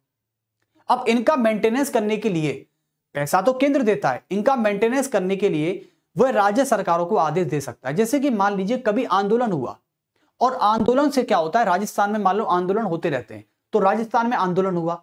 अब राजस्थान में जो आंदोलन हो रहा है, उससे क्या होता है कि आंदोलनकारी जो हैं, जो प्रोटेस्ट कर रहे हैं, वो रेल की पटरियों को उखाड़ रहे हैं। अब रेल की पटरियों को उखाड़ने का मतलब है कि जो केंद्र सरकार है वो तुरंत इस मामले में सीरियस हो जाती है। क्यों? क्योंकि भारतीय रेलवे केंद्र के अधीन आती है। वो क्या करेगा, तुरंत केंद्र सरकार राज्य सरकार को आदेश देगा कि आप रेल की पटरियों को दुरुस्त करवाइए तुरंत। क्यों? क्योंकि इंडियन रेलवे जो है वो किस में आती है, केंद्र में आती है। तो इसका मतलब है कि भारतीय रेलवे के से संबंधित जो भी रिसोर्सेज हैं उनका नुकसान जिस राज्य में हुआ है या जिसका मेंटेनेंस करवाना है, जिसकी मरम्मत करवानी है, वो तुरंत सारे कर्मचारी केंद्र के होते हैं, सारा चपरासी से लेके ऑफिसर तक। लेकिन उनको आदेश कौन देता है? स्टेट का मुख्यमंत्री। किसके कहने पर? केंद्र के कहने पर रख रखाव करता है। आदेश नहीं देता, सॉरी, आदेश नहीं दे सकता। यदि आपको लगता है कि राज्य का मुख्यमंत्री इंडियन रेलवे के किसी कर्मचारी को आदेश दे देगा तो गलत, आपकी गलत फहमी है। क्योंकि इंडियन रेलवेज का कर्मचारी चाहे कोई भी है, किसी भी ग्रेड का है, मत फर्क नहीं पड़ता। यदि इंडियन रेलवे का कोई भी कर्मचारी है तो समझ लीजिएगा कि वह राज्य सरकार के अधीन नहीं आता। राज्य सरकार के क्या नियम कायदे कानून है वो नहीं जानता, उसे केंद्र सरकार से मतलब है बस। और ऐसा नहीं है, हां, लेकिन यह बात है कि यदि इंडियन रेलवे की भूमि पर, जमीन पर कोई मुख्यमंत्री सफर कर रहा है तो उसकी प्रोटेक्शन की जिम्मेदारी राज्य भारतीय रेलवे की होती है, आरपीएफ की होती है। यह प्रोटेक्शन देने का काम तो आरपीएफ करती है। चलिए, यह बात वहां पर यह है कि स्टेट की पुलिस आरपीएफ से कोऑपरेट करेगी और फिर प्रोटेक्शन दिया जाएगा। तो बहुत अच्छे, यह था आपका आर्टिकल 257। लेकिन अब है आर्टिकल 258 और 259 एक साथ आते हैं। चलिए, तो अब लिख देंगे यहां पर आर्टिकल 258 बा 259।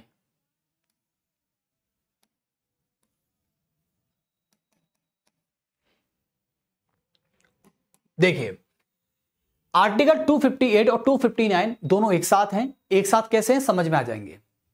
मान लीजिए कि केंद्र सरकार या केंद्र सरकार जो है वो किसी विशेष राज्य में, मतलब किसी भी राज्य में कोई विशेष काम कराना चाहती है, कोई विशेष काम करना चाहती है किसी भी राज्य में। मान लो कि हाईवेज का निर्माण कर रही है, या किसी भी रिसोर्सेस को ला रही है, या कोई कानून की बात कर रही है। भाई अब देखो, मान लो भारत की संसद है, भारत की संसद चाहे तो पूरे भारत के लिए कानून बना सकती है, लेकिन उसे भारत के लिए कानून बनाने की जरूरत महसूस नहीं हो रही, क्योंकि पूरे भारत के लिए कानून बनाने के कोई मतलब नहीं है, क्योंकि एक राज्य में प्रॉब्लम है। और यदि किसी राज्य में प्रॉब्लम है तो पूरे भारत के लिए कानून क्यों बनाना? आप सीधी बात सोचना कि यदि भारत में 28 राज्य हैं, 28 में से एक राज्य ऐसा है जहां पर कानून बनाना जरूरी है और वहां की राज्य सरकार कानून नहीं बना पा रही है, तो पूरे भारत के लिए कानून क्यों बनाना?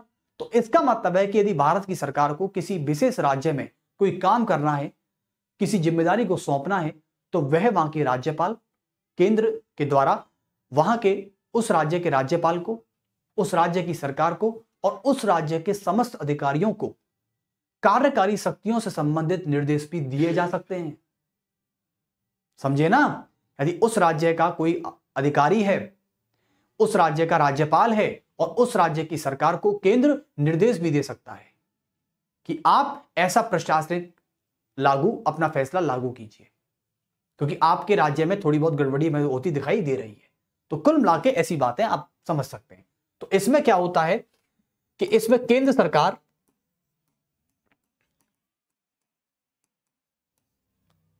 इसमें आता है, केंद्र सरकार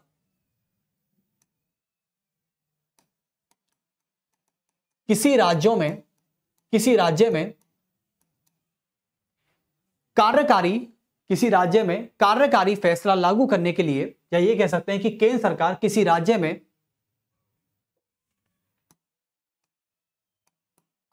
उस राज्य के राज्यपाल, गवर्नर, उस राज्य के राज्यपाल, कॉमा,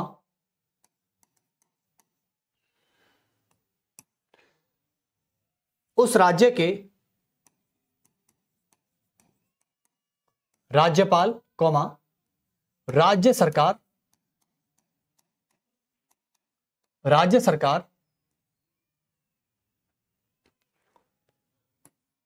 तथा राज्य के समस्त अधिकारियों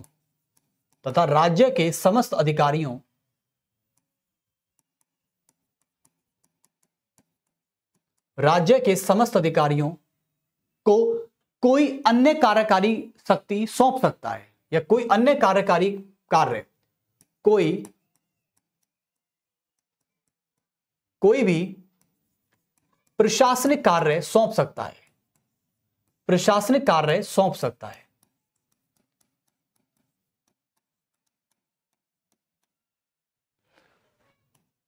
सौंप सकता है। तो कुल मिला के मैंने आपको यह बात भी बताई दी, यानी राज्यपाल वहां की सरकार यानी वहां के मुख्यमंत्री को और वहां के समस्त अधिकारियों को कोई अन्य कार्यकारी शक्ति या अन्य कार्यकारी काम या प्रशासनिक कार्य सौंप सकता है कि भाई आपके राज्य में यह प्रॉब्लम है, तो इसलिए हम भारत की संसद से कानून नहीं बना पा रहे, हमें केवल आपके राज्य से प्रॉब्लम है, आपके राज्य की जो नीतियां हैं उनसे प्रॉब्लम है, आप इनको बदलिए और ये काम करिए। तो कुल मिला के संघ यानी भारत, ये केंद्र सरकार किसी पर्टिकुलर राज्य के लिए भी प्रशासनिक संबंध बना सकती है। तो आर्टिकल 258 और 259 में इस बात का वर्णन पूरी तरीके से किया गया है। चलिए, जैसे एग्जाम्पल के तौर पे क्या बात करें बताओ। जैसे एग्जाम्पल के तौर पे आपको पता है कि मध्य प्रदेश में एक योजना चलती है, बहनों को लेकर चलती है, मुझे नाम एग्जैक्ट अभी याद नहीं आ रहा, माइंड से स्लिप हो रहा है, जीप पर है लेकिन दिमाग में नहीं आ रहा है।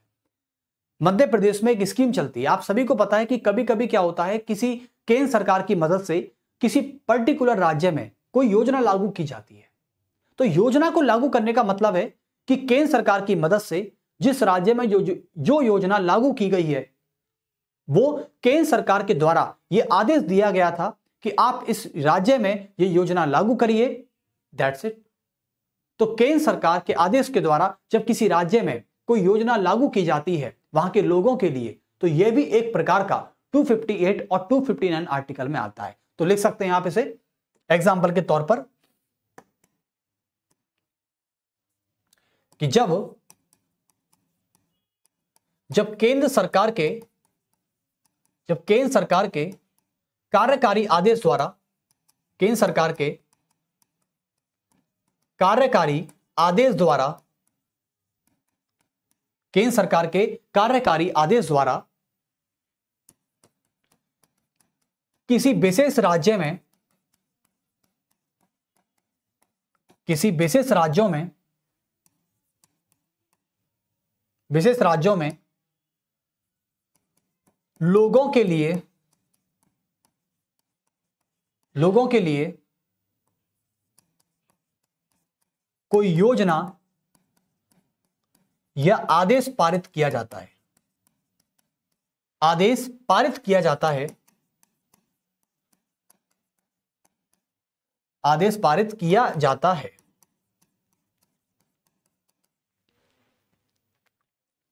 समझ गए आप? चलिए, बहुत अच्छे। तो ये एक एग्जाम्पल था और एग्जाम्पल के तौर पे मैंने आपको बता दिया कि इस एग्जाम्पल पे आप सेट कर सकते हैं इसको। जैसे अभी एमपी में योजना चलती है, मुझे नाम याद नहीं आ रहा, वहां की महिलाओं और बहनों को लेकर चलती है, मुझे माइंड में वो नाम, चलो बता दिया जाएगा, ऐसी कोई बात नहीं है। आप देख लेना, मध्य प्रदेश में बहुत फेमस योजना है वो। शिवराज सिंह चौहान जब मुख्यमंत्री थे वहां के, अब तो खैर केंद्रीय कृषि मंत्री हैं, अभी तो यूनियन एग्रीकल्चर मिनिस्टर हैं, लेकिन एग्रीकल्चर एंड फार्मेयर मिनिस्टर हैं। लेकिन उस समय जब वो चीफ मिनिस्टर ऑफ एमपी थे तो 20 साल रहे हैं और उस समय उन्होंने योजना लागू की थी वो। चलिए, अब बात करते हैं नेक्स्ट आर्टिकल की। नेक्स्ट आर्टिकल है आपके सामने 260, क्योंकि 58 और 59 वो दोनों एक साथ हो गए थे। अब आता है अनुच्छेद 260।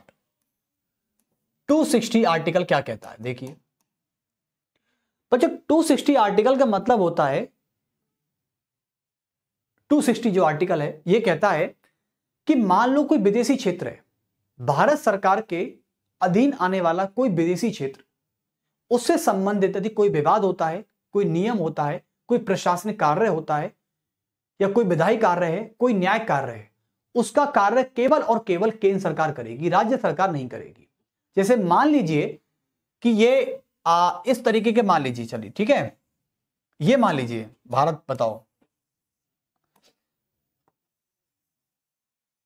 ये मान लीजिए, ठीक है। अब मान लीजिए यहां पर है आपका केरल, ओके, और यहां है आपका, ये है आपका श्रीलंका। समझना, बहुत प्रैक्टिकल बात है। केरल, श्रीलंका, या फिर आप इसको मान लीजिए ये है तब का तमिलनाडु, तमिलनाडु नजदीक पड़ता है और केरल भी लगभग समान ही पड़ता है। तो तमिलनाडु और श्रीलंका, श्रीलंका अलग देश है, तमिलनाडु भारत का एक राज्य है साउथ का, ठीक है। यहां पर है कन्याकुमारी। तो तमिलनाडु और श्रीलंका, मान लो श्रीलंका का छोटा सा कोई क्षेत्र है जो तमिलनाडु में आ गया है। अब एक्चुअली में, या चलो ये मान लीजिए यहां राजस्थान मान लीजिए, कोई दिक्कत नहीं, बात खत्म। यहां पर मानिए राजस्थान, ये है राजस्थान, क्योंकि यहां तो पानी आप समझेंगे नहीं, यहां समझिए, क्योंकि यहां तो पानी नहीं है ना, यहां तो जमीन है पूरी। तो राजस्थान और यहां है आपका पाकिस्तान, ठीक है। तो राजस्थान है और ये पाकिस्तान है। मान लो पाकिस्तान का थोड़ा सा हिस्सा जो है, या पाकिस्तान ने भारत को लीज पर दे दिया है, या भारत की सरकार ने उसको तरीके से कब्जा कर लिया है, जैसा भी है। तो पाकिस्तान का मान लो कुछ हिस्सा राजस्थान की भूमि में आ गया, क्योंकि राजस्थान और पाकिस्तान का बॉर्डर लगता ही है, वैसे आप सभी को पता है। तो राजस्थान और पाकिस्तान के बॉर्डर होने के कारण, सीमावर्ती क्षेत्र होने के कारण, पाकिस्तान का थोड़ा बहुत हिस्सा जो है वो यहां पर आ चुका है, राजस्थान के हिस्से में, यानी भारत के हिस्से में आ चुका है, लेकिन वह राजस्थान में आता है। तो अब राजस्थान की सरकार यह नहीं कहेगी कि पाकिस्तान का क्षेत्र हमारे में आता है इसलिए फैसला हम लेंगे, नहीं। यानी पाकिस्तान एक विदेशी क्षेत्र है, पाकिस्तान एक विदेशी क्षेत्र है, और पाकिस्तान का कोई भी हिस्सा विदेशी क्षेत्र होता है। यदि विदेशी क्षेत्र किसी राज्य की सीमा से लगा रहा है तो वो उस राज्य का अधिकार नहीं है, बल्कि उस भारत का अधिकार है, भारत की सरकार का अधिकार है, कि उस भारत की सरकार का अधिकार है कि उस संबंधित क्षेत्र से जितने भी प्रशासनिक कार्य हैं, जितने भी फाइनेंशियल कार्य हैं, जितने भी आपके न्याय कार्य हैं, उन सभी का निपटारा कौन करेगा? केंद्र सरकार करेगी, केवल और केवल केंद्र सरकार। राज्य सरकार का कोई हक नहीं है कि कल को ये बोले राजस्थान की सरकार कि भैया पाकिस्तान का जो हिस्सा है वो हमारी भूमि से लग रहा है, और हमारी भूमि इन द सेंस राजस्थान के मैप से लग रहा है। तो राजस्थान से लगने का मतलब ये नहीं है कि राजस्थान की सरकार उस पर फैसला ले सकती है, बल्कि भारत की सरकार उस पर फैसला लेगी, क्योंकि पाकिस्तान एक विदेशी क्षेत्र है। चलिए, बहुत अच्छे। और राजस्थान एक राज्य है, जबकि भारत एक देश है। तो बात कर लेते हैं नेक्स्ट, इसी की बात कर लेते हैं। तो आप यहां पर लिख सकते हैं, तो पूरा समझा दिया। इसको समझने के बाद ही आर्टिकल लिखूंगा, तब जाके आपको अच्छे से और समझ में आएगा। तो चाहे तो आप लिख सकते हैं। चलिए,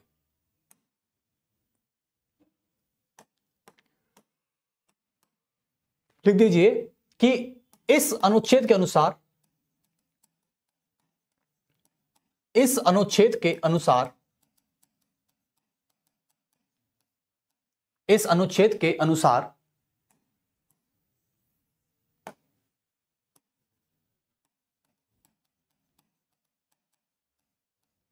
भारत के किसी राज्य से या भारत की किसी भी सीमा से लगा हुआ कोई विदेशी क्षेत्र भारत की सीमा से, भारत की सीमा के अधीन, भारत की सीमा के अधीन आने वाला कोई विदेशी क्षेत्र, आने वाला कोई विदेशी क्षेत्र, कोई विदेशी क्षेत्र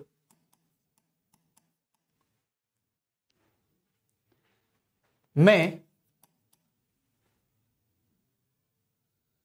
एक मिनट, कोई विदेशी क्षेत्र से संबंधित, विदेशी क्षेत्र से संबंधित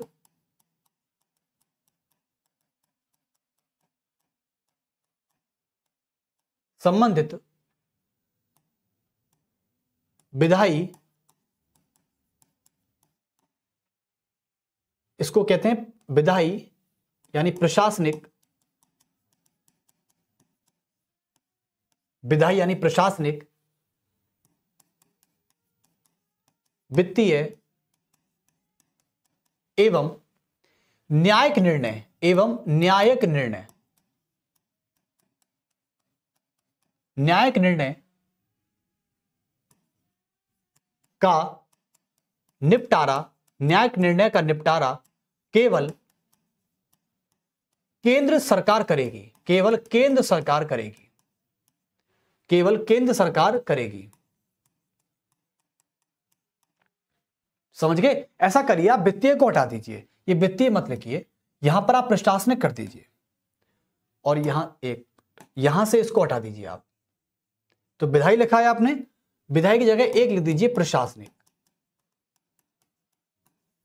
बस, समझे ना आप। तो मैं आपसे कहने का मतलब था कि यह आर्टिकल कहता है कि यदि मान लो कोई विदेशी, किसी विदेश का कोई क्षेत्र यदि भारत की सीमा से लगा है या भारत की सीमा के अधीन है, तो वहां के सारे मामलों का निपटारा केवल और केवल केंद्र सरकार करेगी, राज्य सरकार नहीं कर सकती।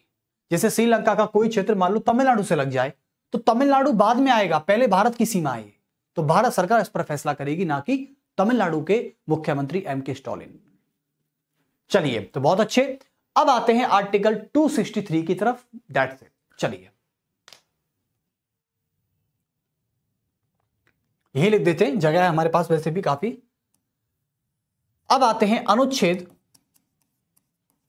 263 की तरफ, जो कि इंपॉर्टेंट आर्टिकल है। देखो, सारे आर्टिकल नहीं पढ़ने होते, केवल इंपॉर्टेंट आर्टिकल को ही पढ़ा जाता है। तो आर्टिकल 263 क्या कहता है? आर्टिकल 263 का मतलब है कि केंद्र व राज्यों के बीच, केंद्र व राज्यों के मध्य होने वाले प्रशासनिक विवादों का निपटारा, मध्य होने वाले सभी प्रशासनिक विवादों का निपटारा,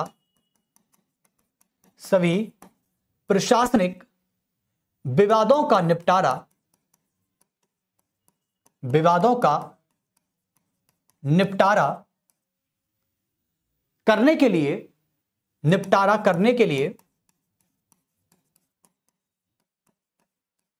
सभी विवादों का निपटारा करने के लिए एक अंतरराज्यीय परिषद, इसे कहते हैं इंटर स्टेट काउंसिल। क्या कहते हैं? Inter state council.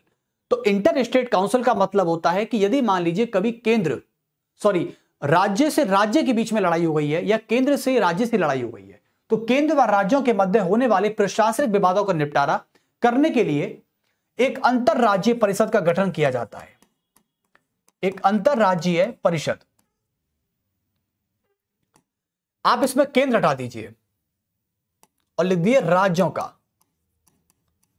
व राज्यों के मध्य अंतरराज्यीय परिषद का गठन किया जाता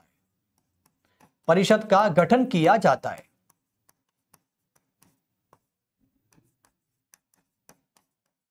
अच्छा, एक बात आपको बता देना चाहता हूं, अंतरराज्यीय परिषद जो है, इंटर स्टेट जो काउंसिल है, इसके हेड ऑफ द चीफ कौन होते हैं? इसके हेड ऑफ द चीफ होते हैं भारत के गृह मंत्री, यानी भारत के होम मिनिस्टर।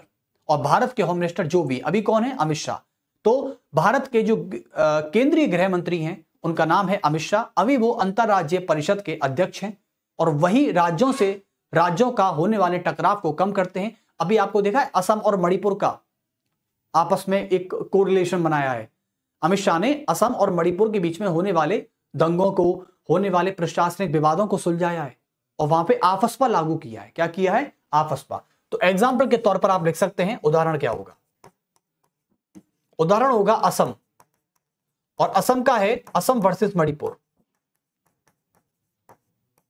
ओके, तो अभी ये विवाद चल रहा है वहां पर। और विवाद भी है, जैसे कि और विवाद की बात करें तो राजस्थान, एक है आपका राजस्थान का विवाद चलता है किस पे? राजस्थान वर्सेस MP, इसका विवाद चलता है। और क्यों चलता है? ये तो चलता है मां के अलगाववाद को लेकर चलता है, हिंसक गतिविधियां।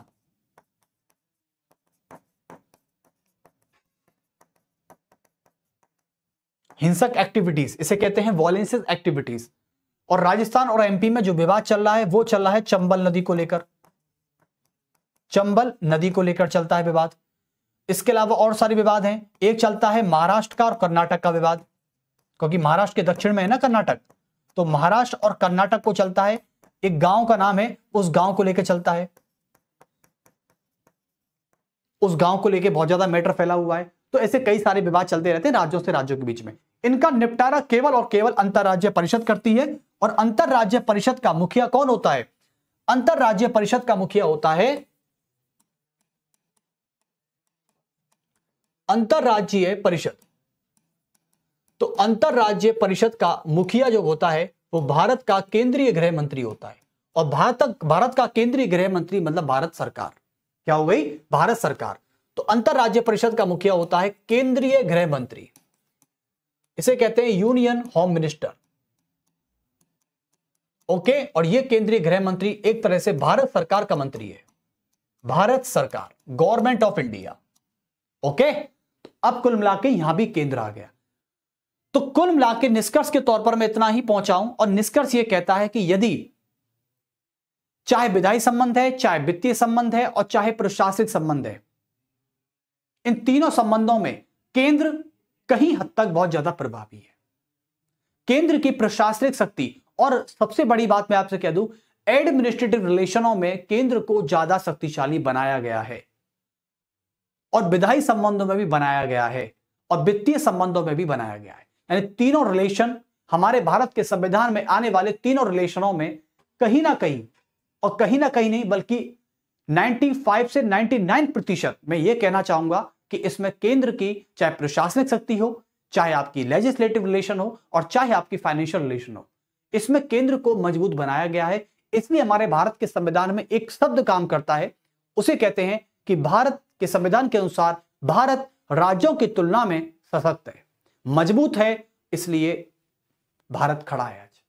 इसी कहते हैं कि हमारे भारत के संविधान की जो खूबसूरती है वो कहीं ना कहीं भारत को मजबूत बनाती है, क्योंकि भारत मजबूत है तो लोकतंत्र मजबूत है, और लोकतंत्र मजबूत है तो भारत का संविधान मजबूत है, और भारत का संविधान मजबूत है तो लोगों के अधिकार मजबूत हैं।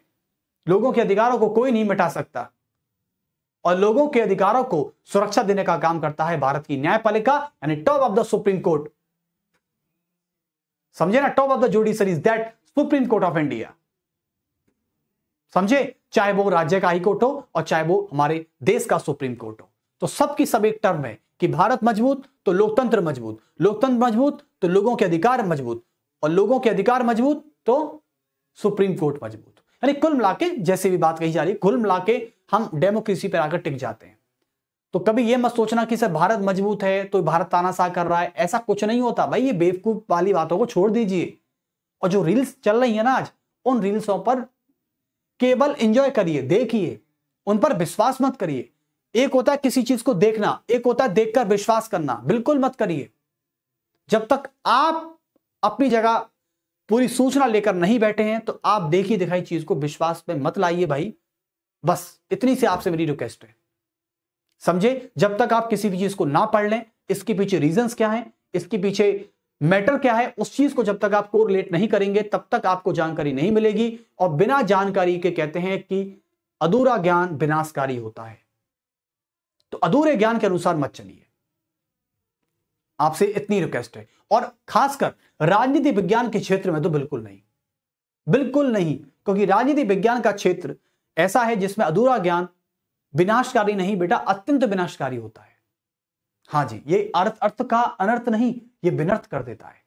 तो इसलिए चलिए, तो ये चैप्टर आज आपका फिनिश हो गया है पूरी तरीके से, सेंटर स्टेट रिलेशन।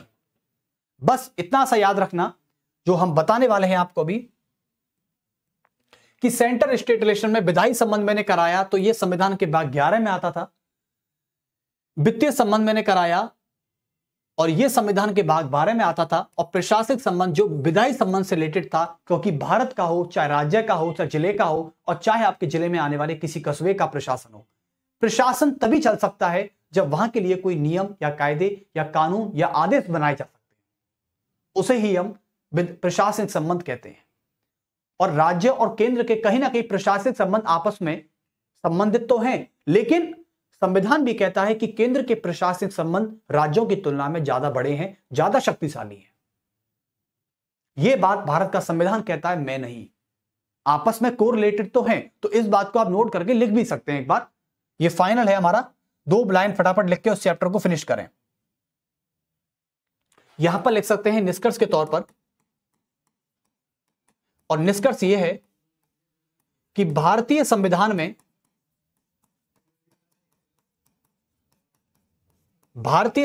में केंद्रवार राज्यों के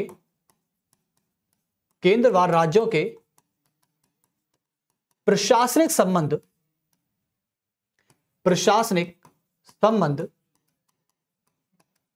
आपस में संबंधित हैं, लेकिन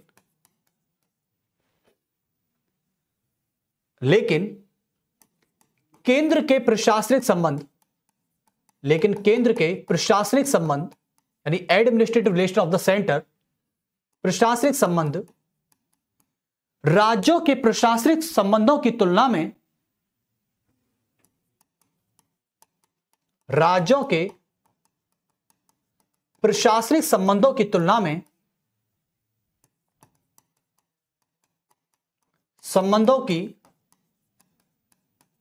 में अधिक शक्तिशाली और मजबूत हैं।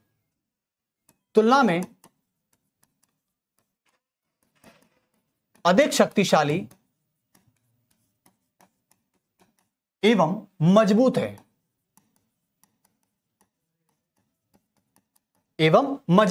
बस इतनी सी बात आपको लिखनी ही थी। यह निष्कर्ष के तौर पर था जो हमारे भारतीय संविधान में कहा गया है, तो अच्छा हुआ।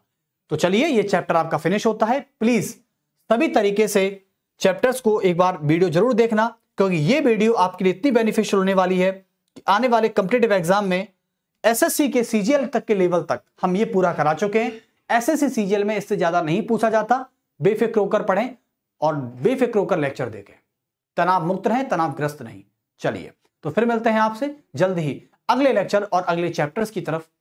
अभी यही समाप्त करना चाहेंगे। सभी को मेरा बहुत बहुत नमस्कार।